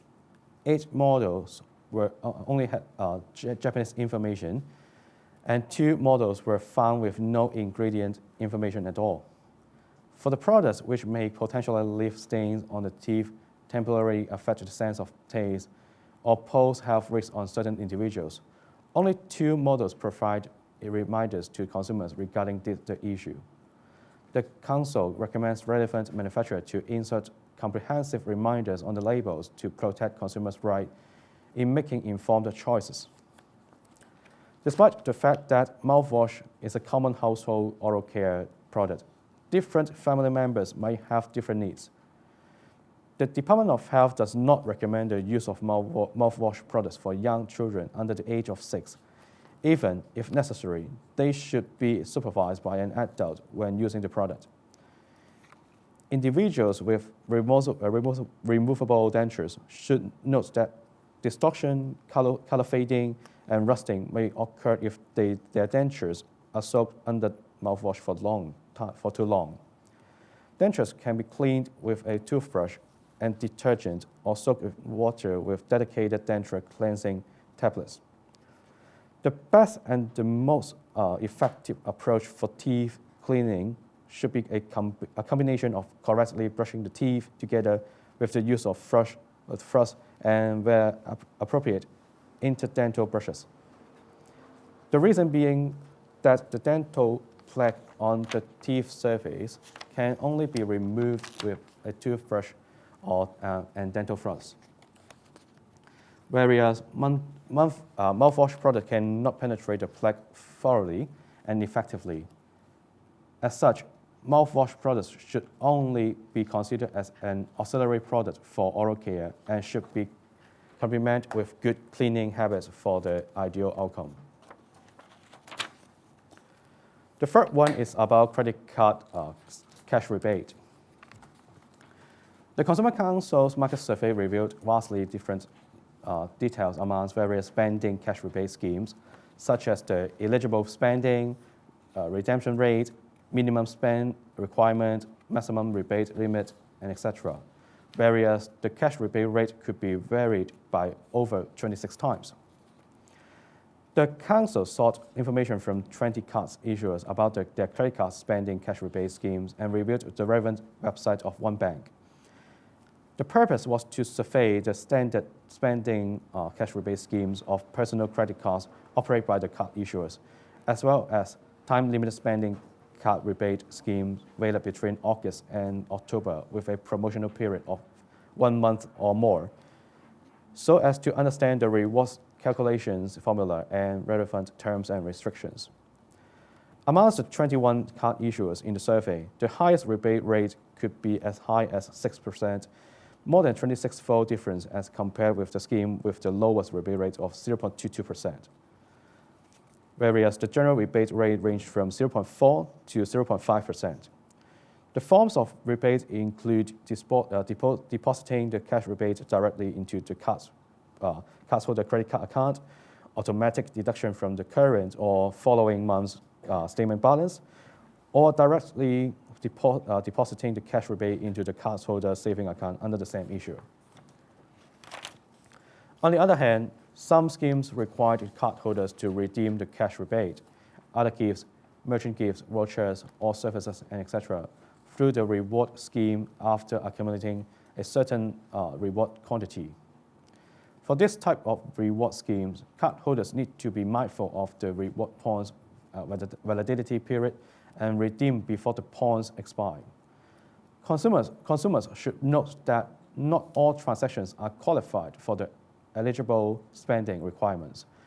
Out of the 20 card issuers that respond, most defined cash advance, credit card annual fees or financial charges, purchase of casino tokens, and tax payments as non-eligible spending. Some time-limited reward scheme may appear more favorable than the standard schemes. However, time-limited schemes generally come with more conditions, such as cash rebate limit, higher minimum spending per transaction, or higher monthly eligible spending requirement than the standard schemes. Whereas the cash rebate usually requires a longer processing time before it is depositing into the cardholder's account. Consumers should carefully consider the various conditions and restrictions before spending with credit cards and avoiding rushing into high-value transactions due to the perks of the time-limited scheme, therefore leading to unnecessary spending or overconsumption. Even with the same credit card spending during the same period under the same scheme, consumers with different spending models may not earn a higher cash rebate amount with time-limited schemes than the standard scheme. Consumers with higher spending may not receive a more substantial reward or cash rebate. In the scenario where two consumers have respective spending amounts $5,004 and $15,000, a difference of most 2 times, the cash rebate earned by the higher spending consumers will only 1.6 times more than that of the other consumers due to the monthly rebate limit of the time limited scheme.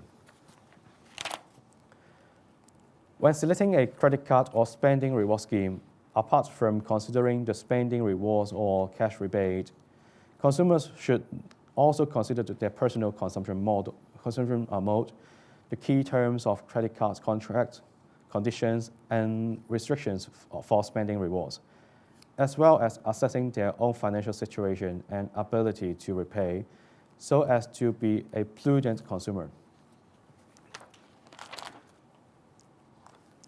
The 4th article is about Rabbit Fit.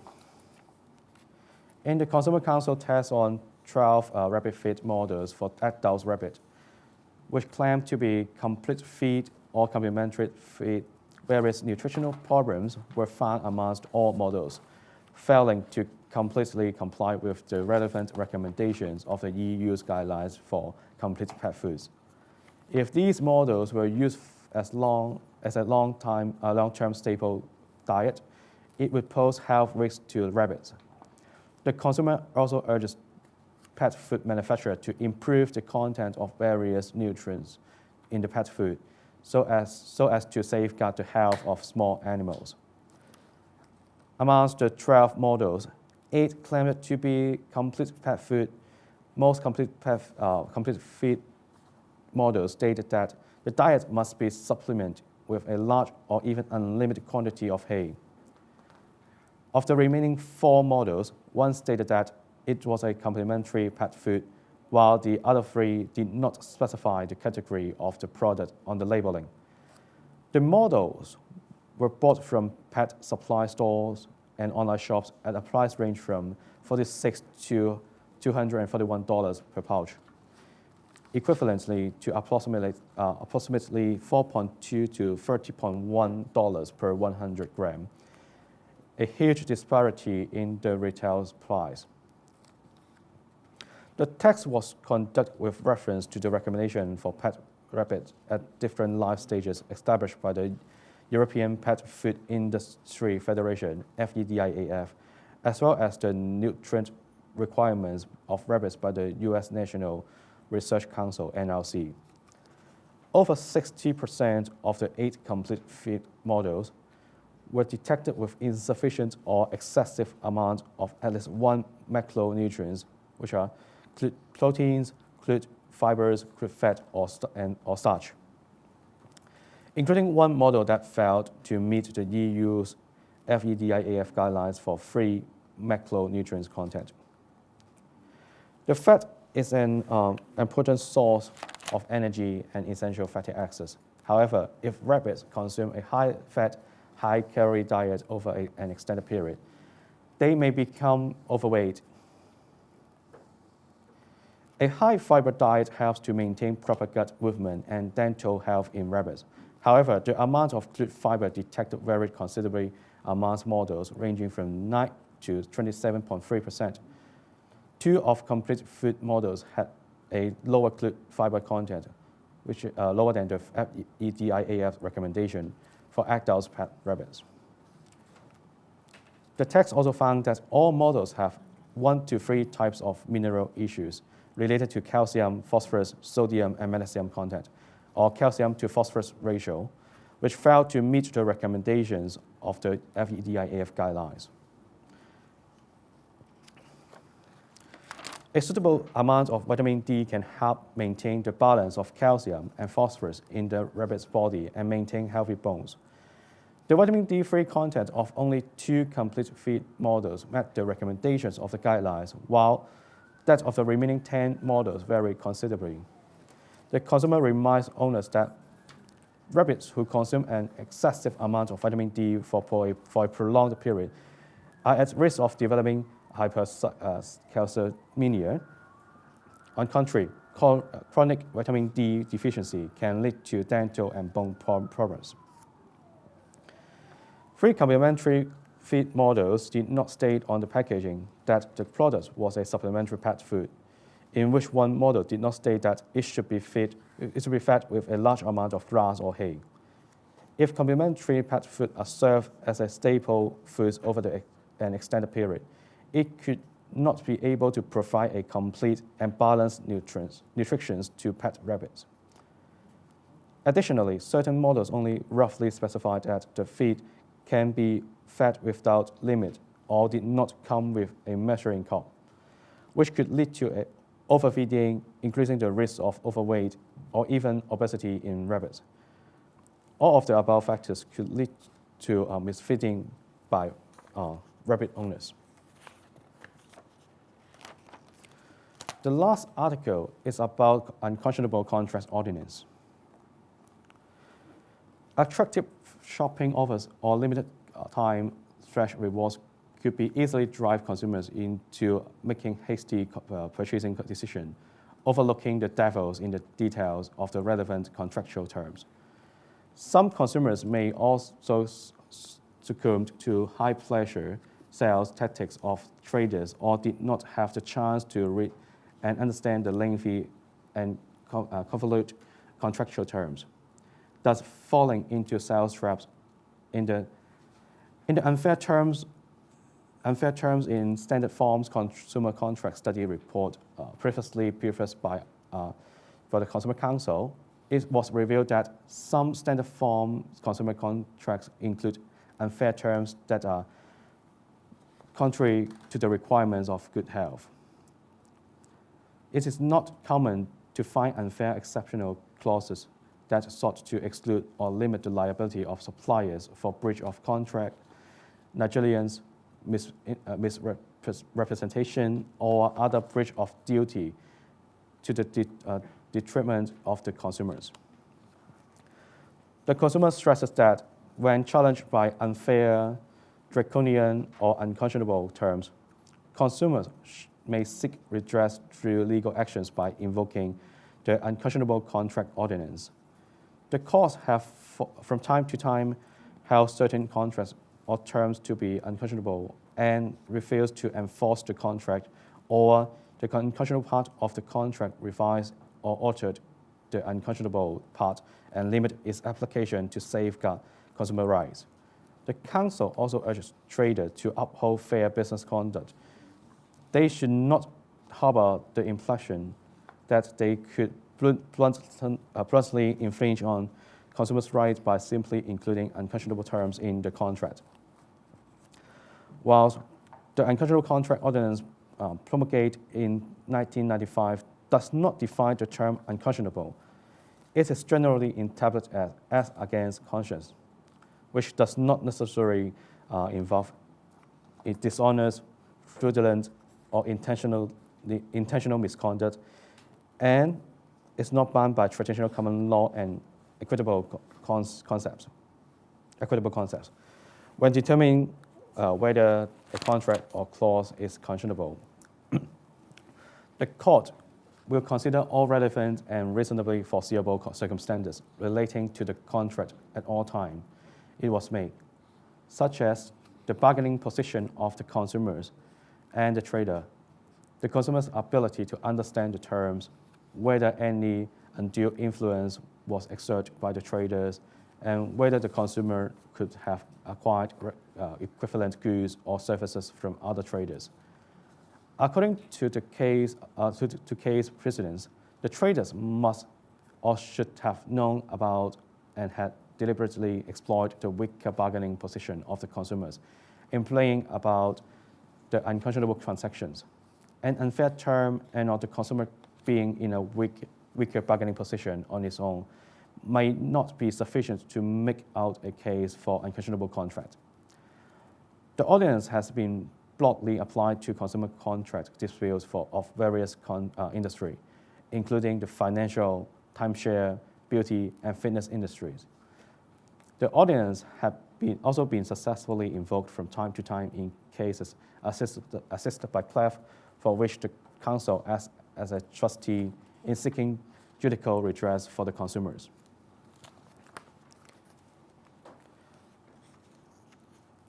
I have a case to share. It's about a cooling off period due to coerced use of gym equipment. A young individual with mild intellectual disability working as a part-time service attendant was enticed by a salesperson to a fitness center where he was requested to sign a gym membership and personal training contract valued at $150,000. The salesperson claimed that the contract had already been filled in with his information and requested immediately payment. The consumer signed the contract and was escorted by the staff to withdraw cash from an ATM nearby. He then completed a voice recording following a script provided by the fitness center, stated that it was a voluntary transaction. Although the contract included a 7-day cooling off period, the clause was stated in small print and provided that the cooling off period will be notified upon use of the gym equipment. The consumer then used the equipment for around 10 minutes under the concession of the staff. The court held that the contract was unconscionable given that the staff has exploited the consumer's mental state and weaker bargaining position to impair his judgment. The consumer did not have sufficient time to read and understand the contract. Furthermore, the staff did not explain the cooling off period clause and further pressurized the consumer into using the equipment. The court was of the view that the fitness center had clearly employed dishonest sales tactics. The contract was rescinded and the center was ordered to refund the payment of around $150,000. Although the ordinance serves to protect the rights of consumers in the face of unconscionable contract or terms, the Council reminds consumers that they bear the burden of proof in protracted and expensive civil proceedings, the outcome of which very much depends on the court findings of fact and views. Further, even if the court finds that some terms were unconscionable, the consumer may not be able to obtain the relief they decide, such as rescission of the whole contract or full refund. As such, consumers should remain vigilant and scrutinize the terms and conditions before entering into any contract. They should also consider whether they need or could afford the goods or services and seek independent advice as required before making a purchasing decision. That's all the 5 articles of today we would like to share. 唔該曬蘇建偉先生。咁我哋而家就進入答問嘅環節嘅。咁首先我哋係先問咗關於漱口水嘅問題先啦。係啦，咁就有一條問題咧，就係而家咧有冇法例監管或者有冇國際標準指引咧，去建議漱口水所含嘅成分嚟到確保唔會對人體嘅健康構成風險嘅咧？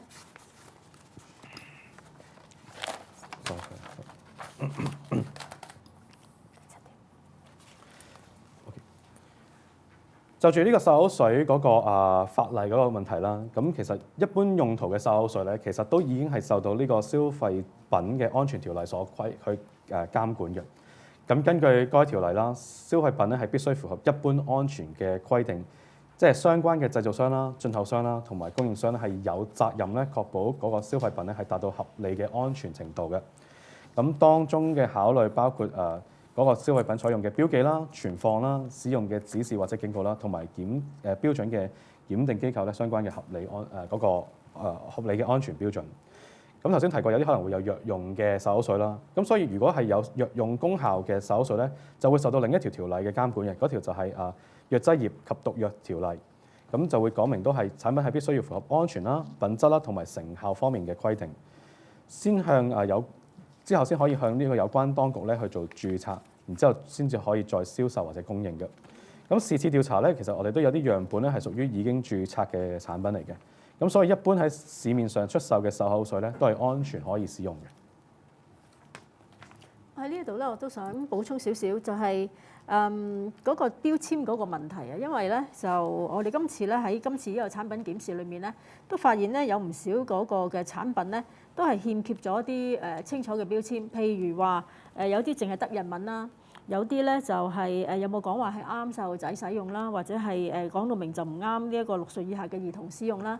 因為衛生署咧都建議咧，其實6歲以下嘅兒童咧都唔係好適宜咧就係用呢個漱口水嘅。咁所以若果係欠缺咗呢一個清楚嘅產品嘅標籤嘅話咧，咁其實對個消費者嚟講，點樣去揀嗰個成分，點樣去了解嗰個使用方法，同埋咧有啲咩地方需要注意咧？如果係唔清楚標示嘅話咧，係對個消費者嗰個知情權嚟講咧，都係受到呢一個損害嘅。咁所以喺呢一度咧，我都想請啲廠商咧，就係再重新檢視翻佢哋嘅標籤啦，俾清楚嘅指引，有關於成分，有關於嗰個要留意嘅地方，同埋嗰個使用方法，咁樣對個消費者嚟講咧，亦都係會比較好啲。咁而消費者咧，亦都提醒大家一句咧，就千祈唔好揀漱口水咧，純粹講考慮嘅因素，純粹睇下個包裝啦、size 啦、價錢啦，又或者顏色啦，去決定或者係個味道揦唔揦啊，咁樣去決定你嗰個買漱口水嗰個嘅考慮因素。因為其實我哋發現係唔同嘅成分嘅漱口水，佢哋嘅功能都可能會唔同。譬如話有啲係主要係殺菌嘅，有啲可能係美白嘅，有啲可能係護齒嘅。有啲就可能有幾樣都有，但係有我哋叫做幾樣成分都有啲咁樣啦。咁所以咧就大家真係要學識下咧，就係去睇呢個漱口水嘅成分同埋咧就係嗰個使用嘅方法都係非常之重要嘅。咁請大家都要留意翻下啦。好，唔該晒兩位。咁跟住落嚟，我哋就係關於信用卡現金回贈嘅問題嘅。咁就呢個問題咧，就係而家嘅消費者咧，普遍都擁有好多張信用卡㗎啦。咁消委會其實有啲咩 tips 俾消費者咧？點樣可以利用啲積分嚟到賺到盡呢？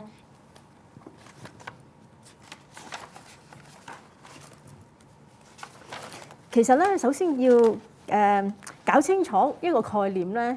就係大家去攞張信用卡嗰個嘅用途咧，就希望大家方便你哋作一個電子嗰方面嘅支付。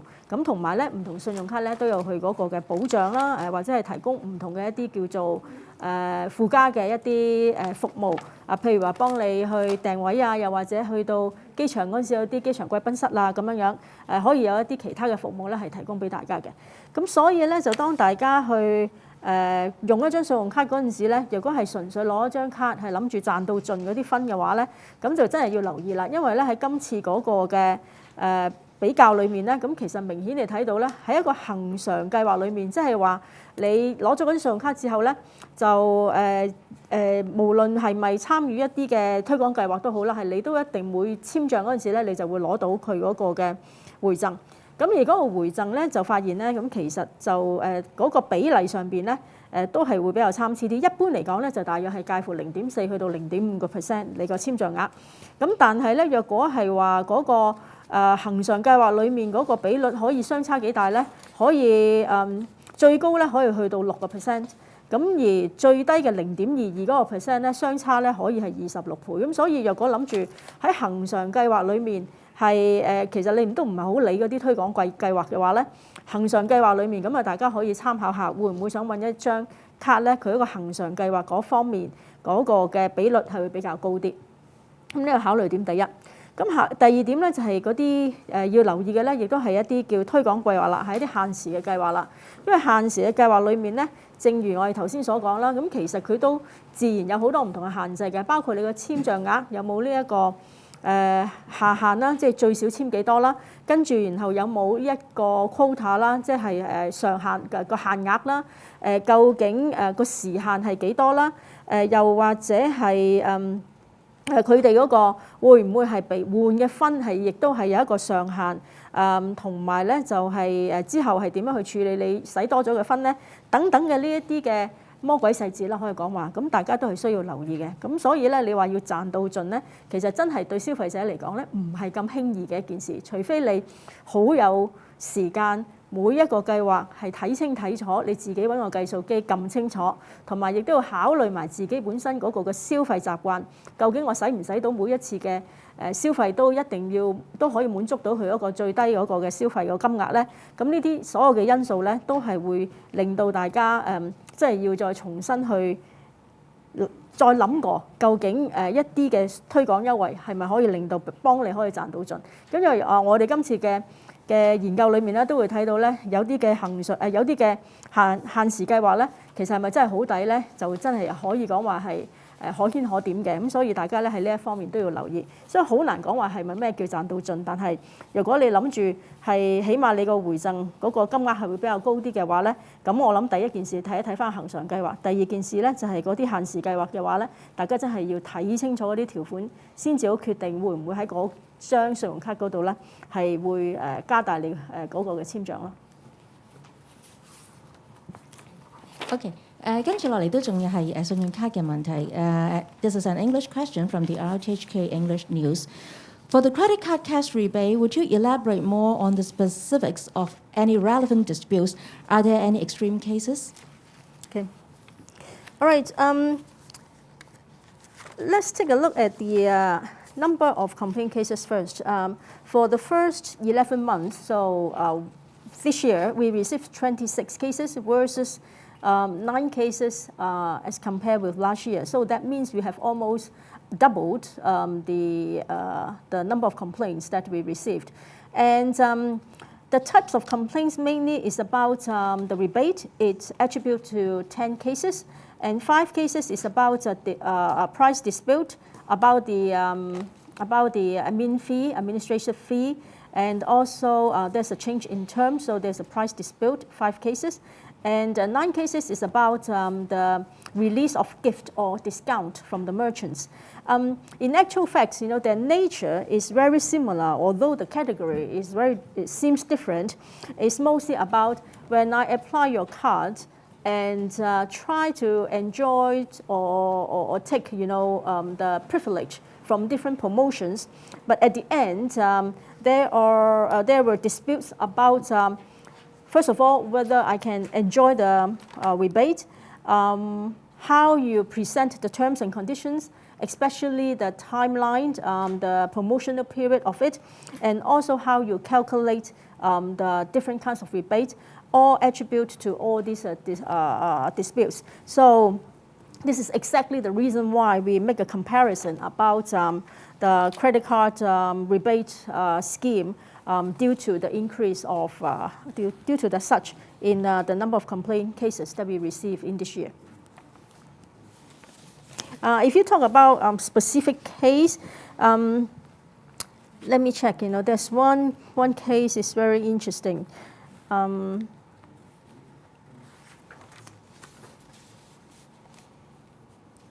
right, there's one case is about the promotions when they put it online on their web pages. They said the promotion actually take effect right now, immediately. And if the consumer saw this promotion about a partner with a handset company, that if you buy from the platform or the shop, the e-shop of the handset brand, then the consumer can enjoy certain discount from the handset, 10% discount from the handset shop, and the rebate will be put back to the account of the complainant of the credit card account. But turned out to be the promotion in actual fact start on a certain date that has already been overdue when the consumer saw that, and also the release date of the promotion in actual fact has already passed as well. So the complainant felt it's extremely misleading, because if you claim that it took immediate effect, that means I can enjoy it right now, but at the end of the day, it turned out to be it has already passed the date for the promotion. This is very, very strange. So that's why the complainant came to the Consumer Council to ask for support.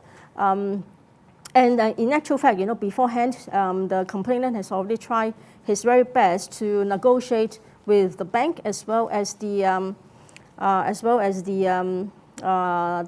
handset platform, the e-shop, but it's failed. So that's why the complainant came to us.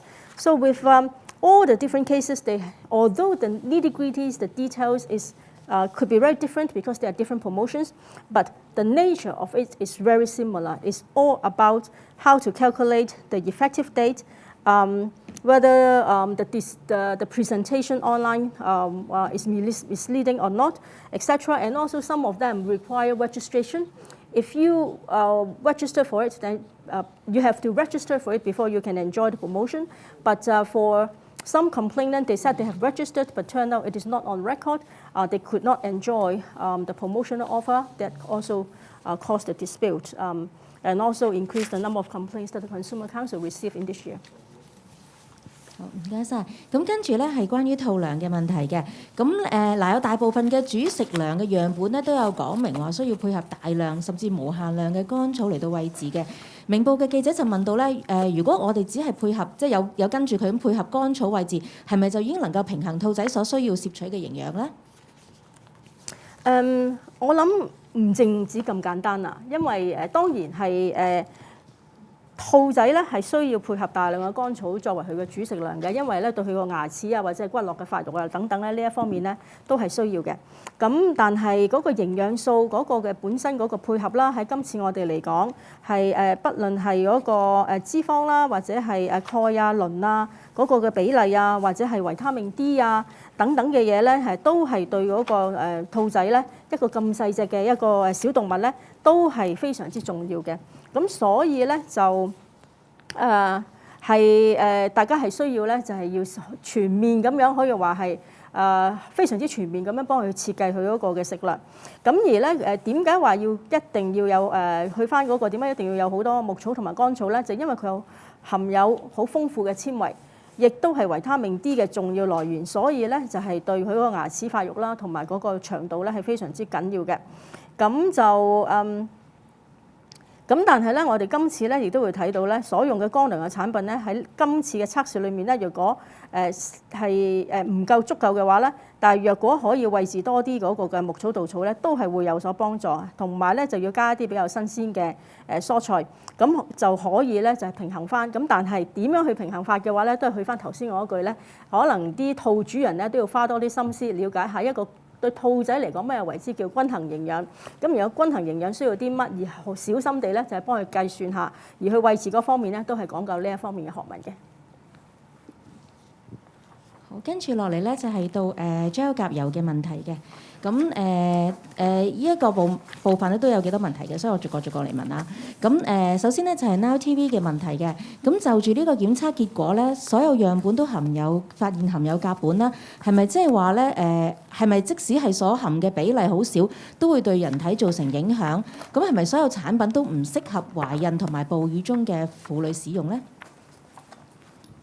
嗱，甲苯咧就係呢一個第2級嘅生殖毒性，咁佢咧就係喺歐盟上邊咧都有一個可以話係叫做限制使用甲油嘅上限。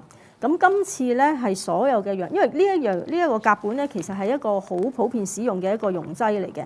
咁而喺今次嘅發現裏面咧，都係所有嘅樣本咧都出現咗呢一個甲苯。咁雖然佢唔係一個禁用嘅物質，係可以存在，咁但係咧始終因為佢係有佢嗰個嘅風險啊，佢嘅風險係咩咧？就如果係你一次性使用嗰陣時，單次或者短暫咧，就會引起呢個頭痛啦、肌肉疲勞啦、刺激眼睛啦、呼吸道同埋皮膚呢一方面嗰個嘅影響。咁而長期使用嘅話咧，可能係會對肝臟啦、神經系統啦同埋發育中嘅胎兒嘅健康咧係造成一個影響。咁所以咧就若果係想 gel 甲貪靚，係亦都係有呢個甲苯嗰個情況出現嘅話咧，咁我哋只可以建議消費者咧就係盡量係揾一啲嘅甲油啦嚇，喺嗰個甲苯嗰方面嗰個成分咧係會比較低啲嘅成分去使用。咁同埋咧，若果係懷孕嘅婦女啦嚇，咁我哋都係會建議大家咧就係懷孕係10月懷胎嚇嗰呢段時間，若果係少啲 gel 甲嘅話咧，咁其實咧可能對你嗰個嘅健康嗰個方面咧係會比較安全啲嚇，因為始終係有佢存在嘅風險。咁之後再用翻咁，同埋咧用嗰陣時喺我哋今次嘅測試裏面咧都會發現咧有一啲嘅產品咧係冇存在係歐盟嘅禁用嘅有害物質。雖然係有甲苯，但係佢都係有嗰個含量咧係會比較低。咁所以咧係喺呢啲情況之下咧，去揀一啲比較安全啲嘅產品咧，大家都係有選擇嘅。咁另外咧就係到你 gel 甲嗰陣時啦，頭先都有講到嗰個過程啦，就係唔好過分收走甲邊嗰啲死皮啦，即係唔好過分收甲收得太薄啦啲皮。咁另外咧就係之前有塗上呢一個防曬產品啦。咁同埋咧就係注意甲油咧，係其實呢一啲甲油咧，佢嗰個照嗰陣時，除咗話可能會傷害你個皮膚沉澱色素，可能長期可能有皮膚癌之外咧，就係佢因為啲甲油係會收縮同埋硬乾咧。咁如果照得多咧，其實對你個指甲自己本身咧都可能有傷害。咁所以咧就當你大家做嗰陣時咧，都係需要久唔久唞下自己啲指甲。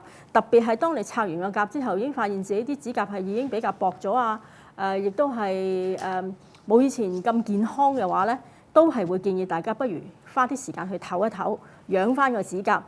俾翻啲營養佢之後，等佢唞一唞，休養下咧，咁可能對你嗰個指甲整體嗰個嘅健康咧，亦都係會比較好啲。咁同埋之後好翻之後再做再扮靚嘅話，都係都可以咁樣做法咯。其實除咗甲苯之外咧，喺呢個測試入邊咧都有17款咧含有即係其他嘅致癌物啊等等咁啦。咁係IK 寶就想問咧，係咪代表咧消費者唔好買呢17款咧，定還是係用少少咧？其實對身體健康咧就影響好微嘅啫。我諗個重點係個消費者對自己嘅風險評估啦。如果我哋從一個消費者保障嘅角度嚟睇咧，產品嘅安全係非常之緊要嘅。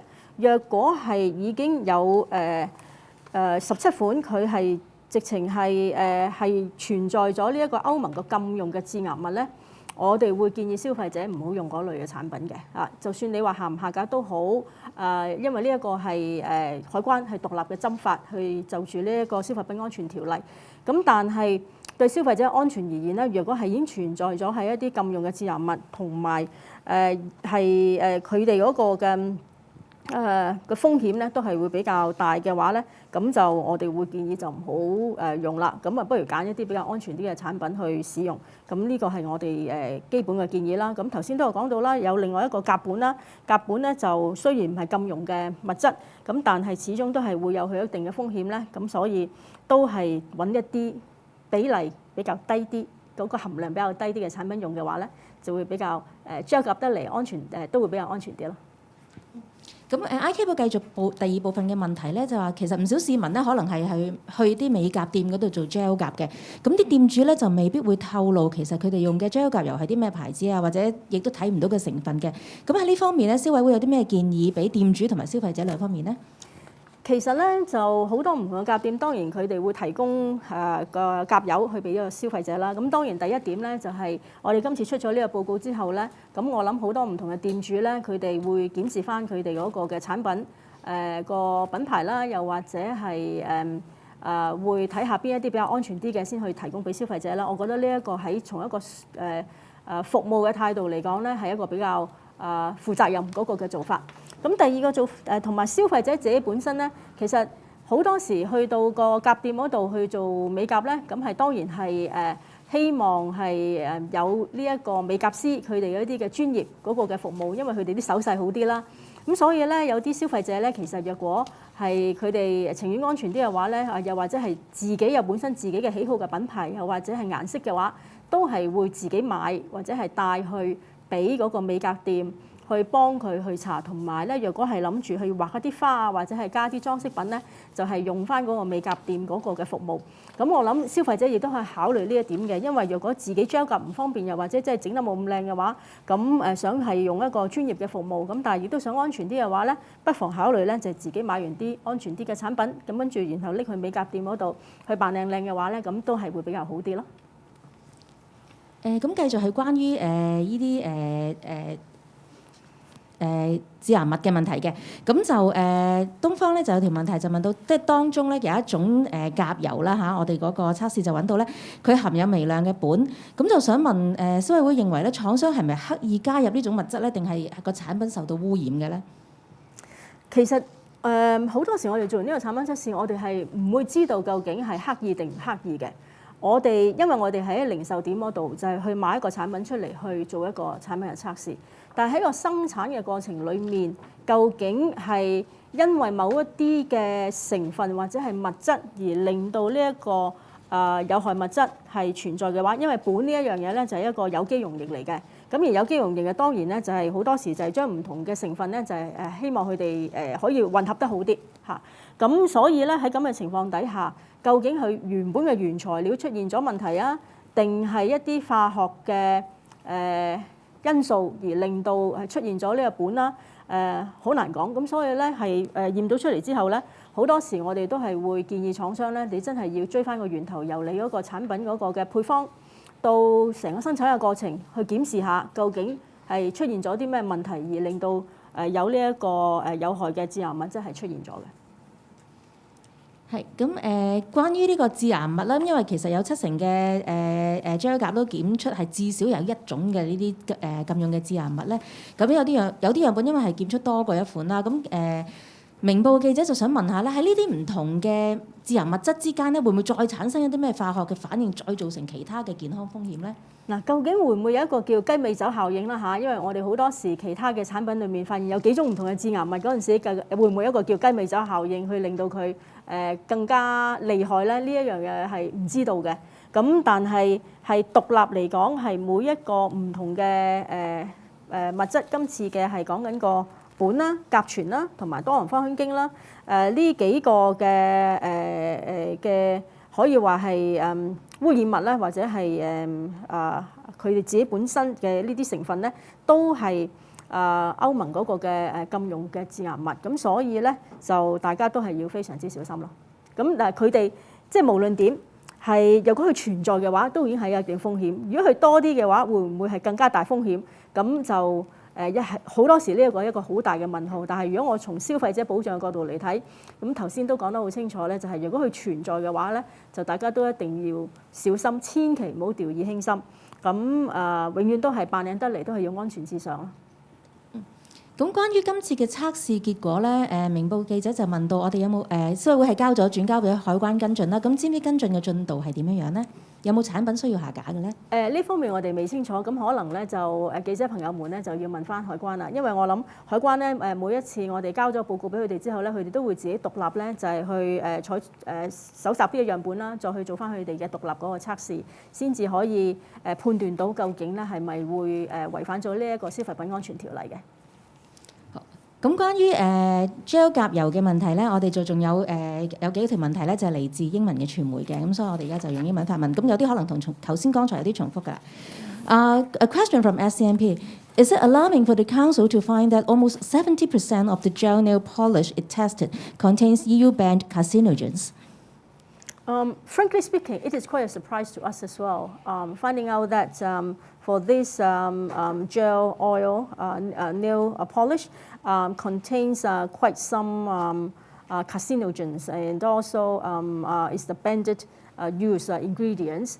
So on this basis, we would urge the manufacturer to look into their formulation as well as to look into the choice of their ingredients and improve the quality and also the safety level of the product immediately. And advice to consumers is obviously from this test, out of the 25 samples, there are samples that don't contain the carcinogens. So for safety reason, probably you can have the choice to find some product to beautify your nail with in a safer manner. But for those that have tests that we found with the carcinogens, then probably we will advise the consumer for being really careful and if you may stop using these kind of products. Reasons being is you never know how risky it is. No matter what, it is already confirmed as carcinogens. For example, benzene, formaldehyde, and also the PAH, they are all is commonly known that they are carcinogenic. Some of them is mutagenic, and some of them, even have acute toxic. So this is something that you have to be mindful about. Even though you never know whether you get cancer or not, but still, the safer it is, the more careful you are, the safer it will be. Still from SCMP, what is the difference between formaldehyde and free formaldehyde? Is one more dangerous than the other? I think, for these technical questions, I have to seek the help from our technical team to differentiate, what is the difference between formaldehyde and free formaldehyde. I think, it is formaldehyde is the overall term, but free formaldehyde probably is a category of it. But just to be safe, I want the team to confirm the answer, and then I address it to you later. Okay, let's move on to another question first. The council found EU-banned PAHs in 14 samples. Among them, which were the most dangerous, and what were their effects towards health? I think the most dangerous one probably is naphthalene. It was found in 13 samples. This is also and not allowed to be used under the EU standard. And for this pollutants, it is classified as Cat2 carcinogenic and also is acute toxic. So I would say this one is probably the most dangerous one. But the other two, in actual fact, we shouldn't undermine as well. One is called anthracene. The other is benzoanthracene. They are also classified as Cat1b carcinogenic as well. We found these two substances from one sample each. even though it's not as many as naphthalene, but still it exists. So we think consumer should also be mindful about PAH as well. Also from SCMP, why were there PAH substances in these nail polish products? PAH, it is very commonly found in plastic, organic solvents. It is kind of, and also it is also from many natural ingredients. From many ingredients, it is a solvent for mixing, different things. And right now, what we found is already over 100 types of PAH found right now. And the major hurt to human is about the respiratory and also the skin. And also it could be a persistent organic pollutants, and that could damage the ocean's ecosystem. So it is already classified as affecting human being, and that's why it shouldn't be used at all for many of them, especially some of them is classified as carcinogenic. So I think for the PAH, why it exists in this is mainly because it is organic solvents, and it is also mixed with in the gel polish. That's probably the reason that PAH exists. But going back to the trader side, why it exists and whether it can be reduced, because we found some doesn't exist, the PAH, and therefore it is also at the time for the manufacturer to look into the formulation as well as the ingredients and also the production process and try to get rid of PAH for consumers. The last question from SCMP. The Consumer Council also found that only 8 models included a detailed list of ingredients in English. Is there any way to enforce that more nail polish products to improve their product labeling?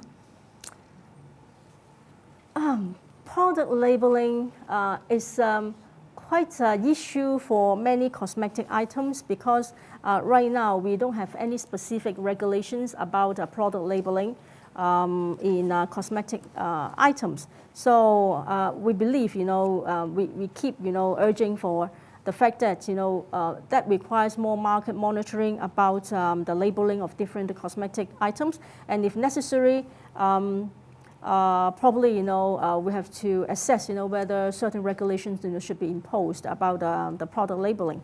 And for the manufacturer, we always said, even though there's no regulation in Hong Kong to stipulate you to present what information on the labels, but as a responsible trader, you should present as many information as possible for the consumers to make an informed choice, especially the ingredients and the usage and the expiry date and manufacturing, how to use it, the usage guide. These are all important information for consumers.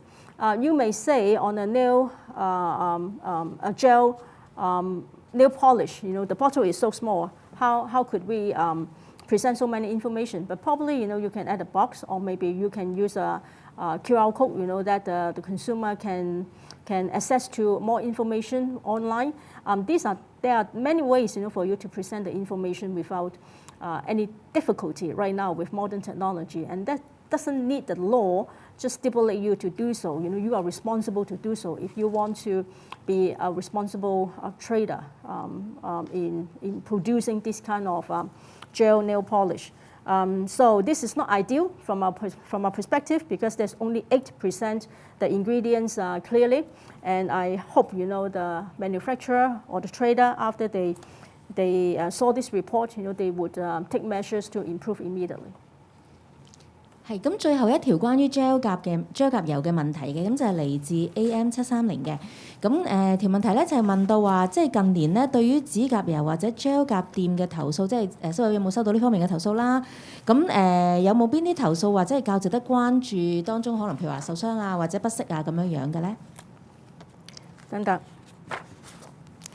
喺有關於投訴嗰方面咧，我哋就今年頭11個月咧，我哋收到8宗。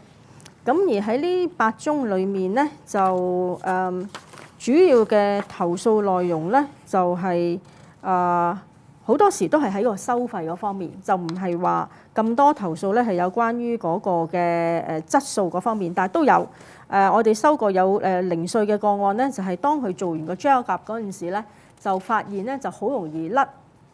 同埋咧係發覺一甩之後咧，嗰個手指甲咧係嗰個質素係比以前即係差咗，即係弱咗嘅。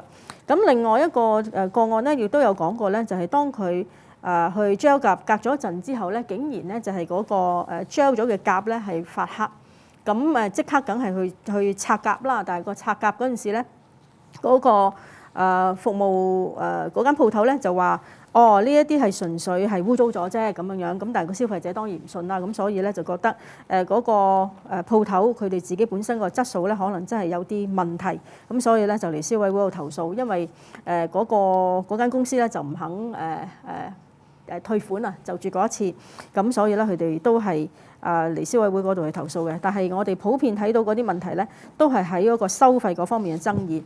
譬如話你單一次去收甲嗰陣時，去 gel 甲。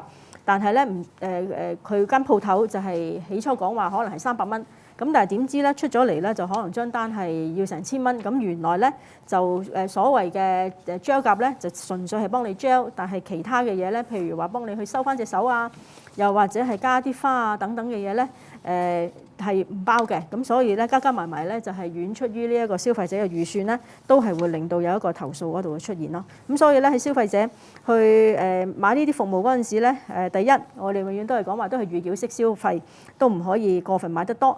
第二咧就係要問清楚嗰個價錢究竟包啲乜，唔包啲乜，咁呢樣嘢大家都需要留意。咁第三咧就當然就係要睇翻下嗰間鋪頭自己本身嗰個衞生環境啦嚇，究竟係咪 OK 啦嚇？咁所以喺呢幾方面咧，大家都需要留意啊。咁而加埋而家我哋提供更加多嘅資訊俾大家咧，就係啲甲友自己本身嗰個嘅安全程度嘅話咧，咁消費者咧亦都有進一步嘅資訊咧，就係當你去 gel 甲嗰陣時點樣可以 gel得靚之餘，亦都係安全咯。咁關於就係不合情理合約嘅條款嘅案例嘅，咁就呢個綜合咗Now同埋明報嘅問題嘅，就係主要關於我哋介紹過嘅案例入邊咧，咁就想問下，大約係幾時發生啦？歷時幾耐啦？同埋獲判攞回全數或者部分款項嘅成功比率係幾多咧？或者我先講咗嗰幾個案例嘅時間先啦。咁第一個案例咧，其實個合約咧喺2019年嘅時候簽署。咁嗰個法律程序咧喺2021年嘅時候去開始啦。咁另一個案例就係喺2017，第二個案例就喺2017年嘅時候簽嘅。咁嗰個程序咧就喺2019年嘅時候開始。第三個案例咧，其實就係喺2004年至2008年期間嘅。咁嗰個法律程序咧，其實去到2013年咧先至開始。第四個個案咧，嗰個合約咧喺2001年嘅時候去簽署啦。而嗰個同一年咧，其實就喺呢個小額錢債處小額審裁處入邊咧，係做咗呢個開始嗰個法律程序。而喺2002年嘅時候咧，就喺呢個高等法院就繼續去審判嘅，係啦。咁呢個就係關於嗰個年期啦。跟住sorry，第二嗰個係除咗年期之外，亦都問到關於嗰個可以獲判取回全數或者部分款項嘅成功比率係幾多？成功比率嘅話咧，我哋就冇去統計過呢個數字嘅。咁但係喺過去嗰10年，我哋睇翻我哋 CLAF 嗰個訴訟基金嘅嗰個處理嘅嗰個案例啦。咁其實係有至少咧係有3宗咧係可以依據呢個不合情理合約條例咧係獲得勝訴同埋得到呢個濟助嘅。Can I go back to the questions from South China Online Post about what is the difference between formaldehyde and free formaldehyde? Yes. Okay. Go ahead. My colleague, has have given me some the answer. EU regulate both formaldehyde and formaldehyde releasing agents in cosmetics. Free formaldehyde is the term defined by EU testing method as those formaldehyde detected in the product which is not bind to other substance in health, i.e. The health impact of free and formaldehyde is the same. 好，咁我哋翻去依個不合情理合約條例呢幾個呢個 topic 嘅，咁就再根據翻頭先問過嘅問題啦。咁 now 咧亦都想問下，即係有關嘅法例咧，對於消費者保障係咪足夠咧？ sorry， 講多次條題目。係。Now TV 就問到我哋引用我哋提到嘅呢個不合情理合約條例咧，對於消費者嘅保障係咪足夠咧？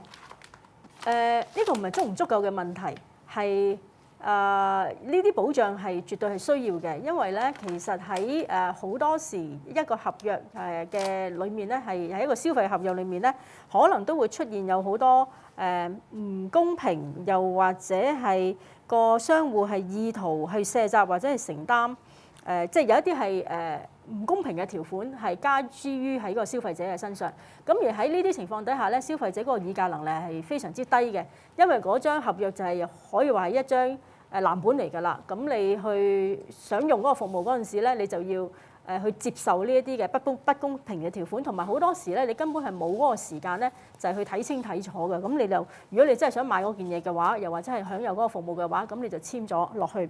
咁但係如果係咁唔公平嘅話，咁如果消費者冇咗呢一個嘅條款，冇咗呢一個嘅條例嘅話咧，咁其實就更加削弱咗佢哋嗰個權益，所以係我哋覺得係需要存在嘅。咁當然咧，其實呢條法例咧有一個好大嘅好處咧，就係佢係法庭咧係會好因應住個案自己本身裡面嘅內容同埋係嘅細節咧，就係去裁定究竟嗰個嘅條文係咪不合情理，咁而從而咧就個消費者可以有機會去取消個合約啦，又或者咧係透過法庭嗰個嘅判決咧，就係修正或者更改嗰啲不合情理嗰個部分，即係話唔係完全取消個合約，但係如果呢一個部分係唔合理嘅話咧，你就大家咧就可以係可以修正咗佢，令到佢合理咗佢，合理化咗佢。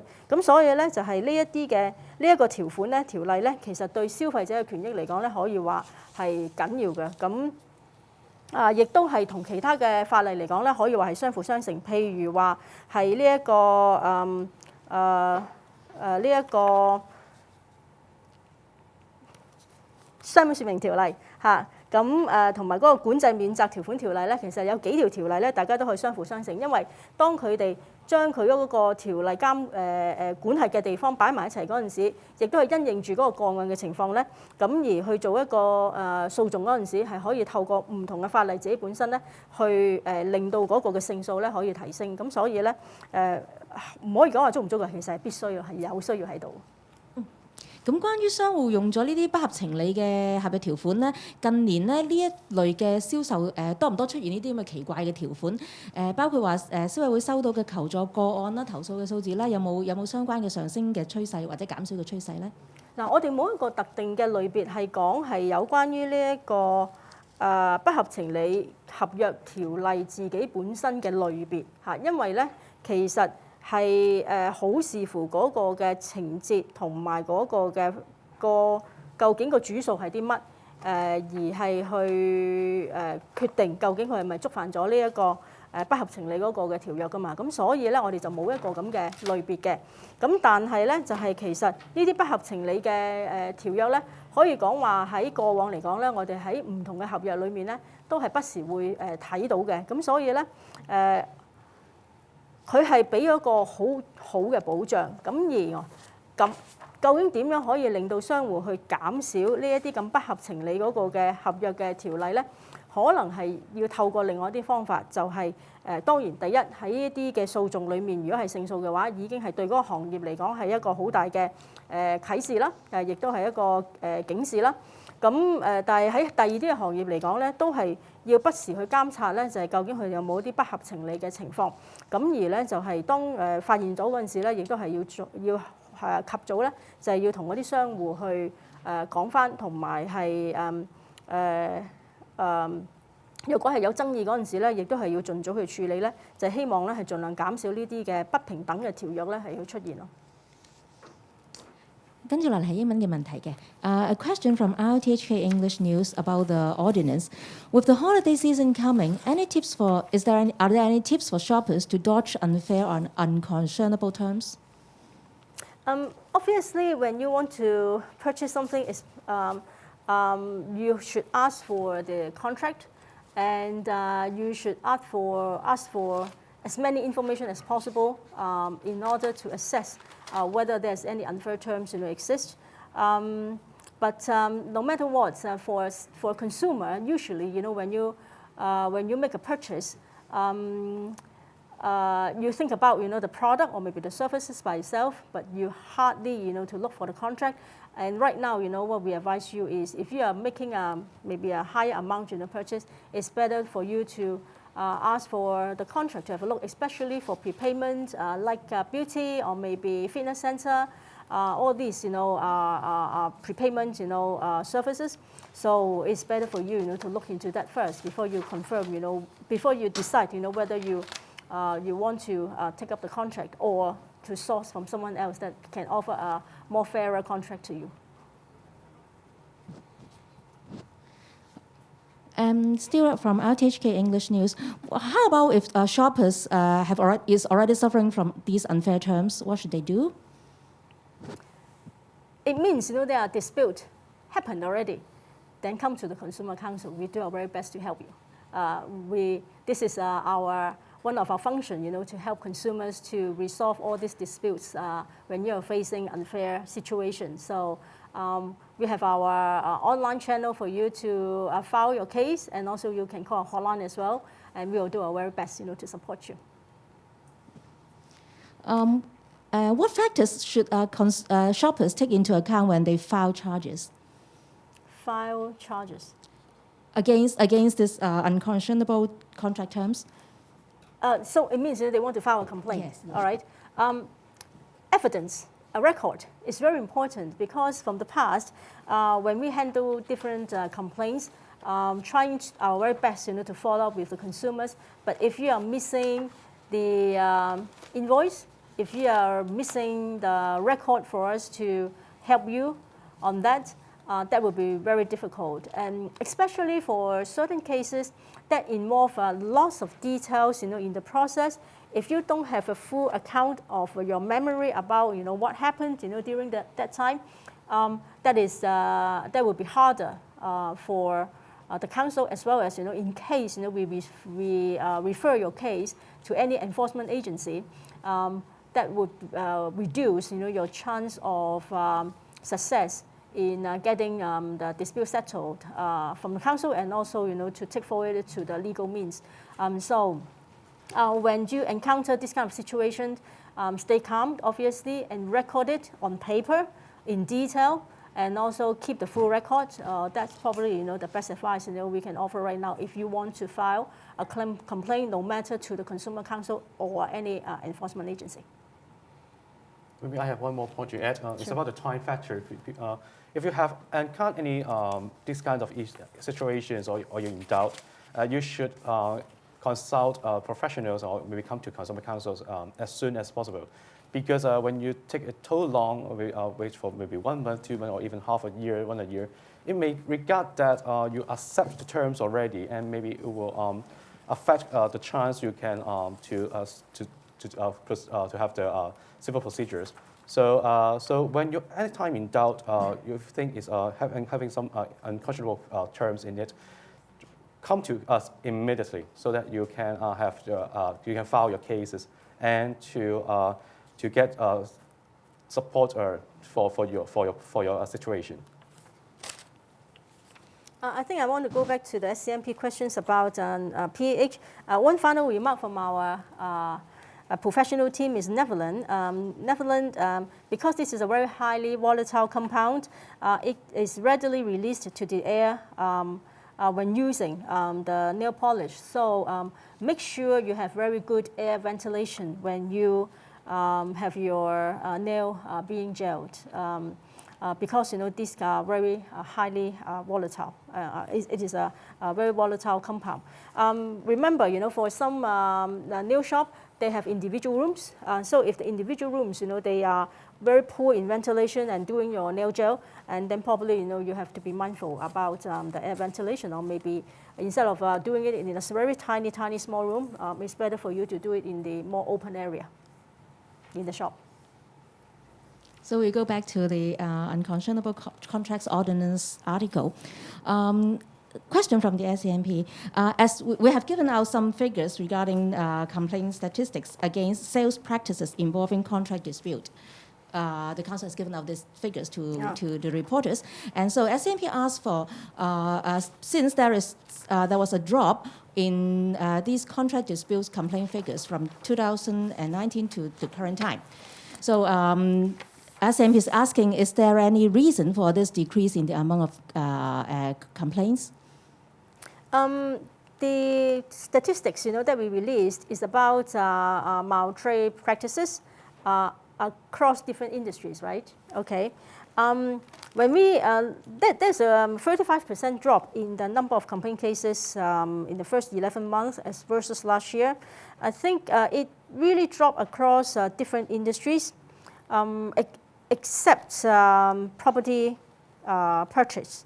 But other than that, we record a drop from the telecommunication industry, health club, beauty services, also the timeshare services. All these, we record a drop. I think I would attribute it to the reason of the economic aspect, because no matter what, we are recovering from the COVID, and for certain services. Probably some of the shops, has encountered business closure, or maybe some shops, when they want to sustain, their business, they want to deliver a very good service. So all the terms and conditions in their regular selling situation, they are very, very prudent, and also try to please to make sure, the customer are happy. And probably, these are the possible reasons that we could think of in seeing there's a drop in the number of cases. But of course, we couldn't be, we have to be guarded all the time, because when the economy get picking up, there may be maltrade practices happen again across different industries, or maybe new one emerging from different industries. So no matter what, no matter it's good time or bad time, we will always advise consumer to be prudent when you make your purchase, and look at the terms and conditions more carefully. 今日嘅發佈會咧嚟到呢度就結束啦。咁唔該晒兩位，唔該晒咁多位記者。或者我都要祝下所有嘅傳媒朋友啦，同埋我哋香港嘅消費者咧，大家有一個快樂嘅聖誕，同埋有一個好嘅新年嚇。聖誕快樂，多謝咁多位。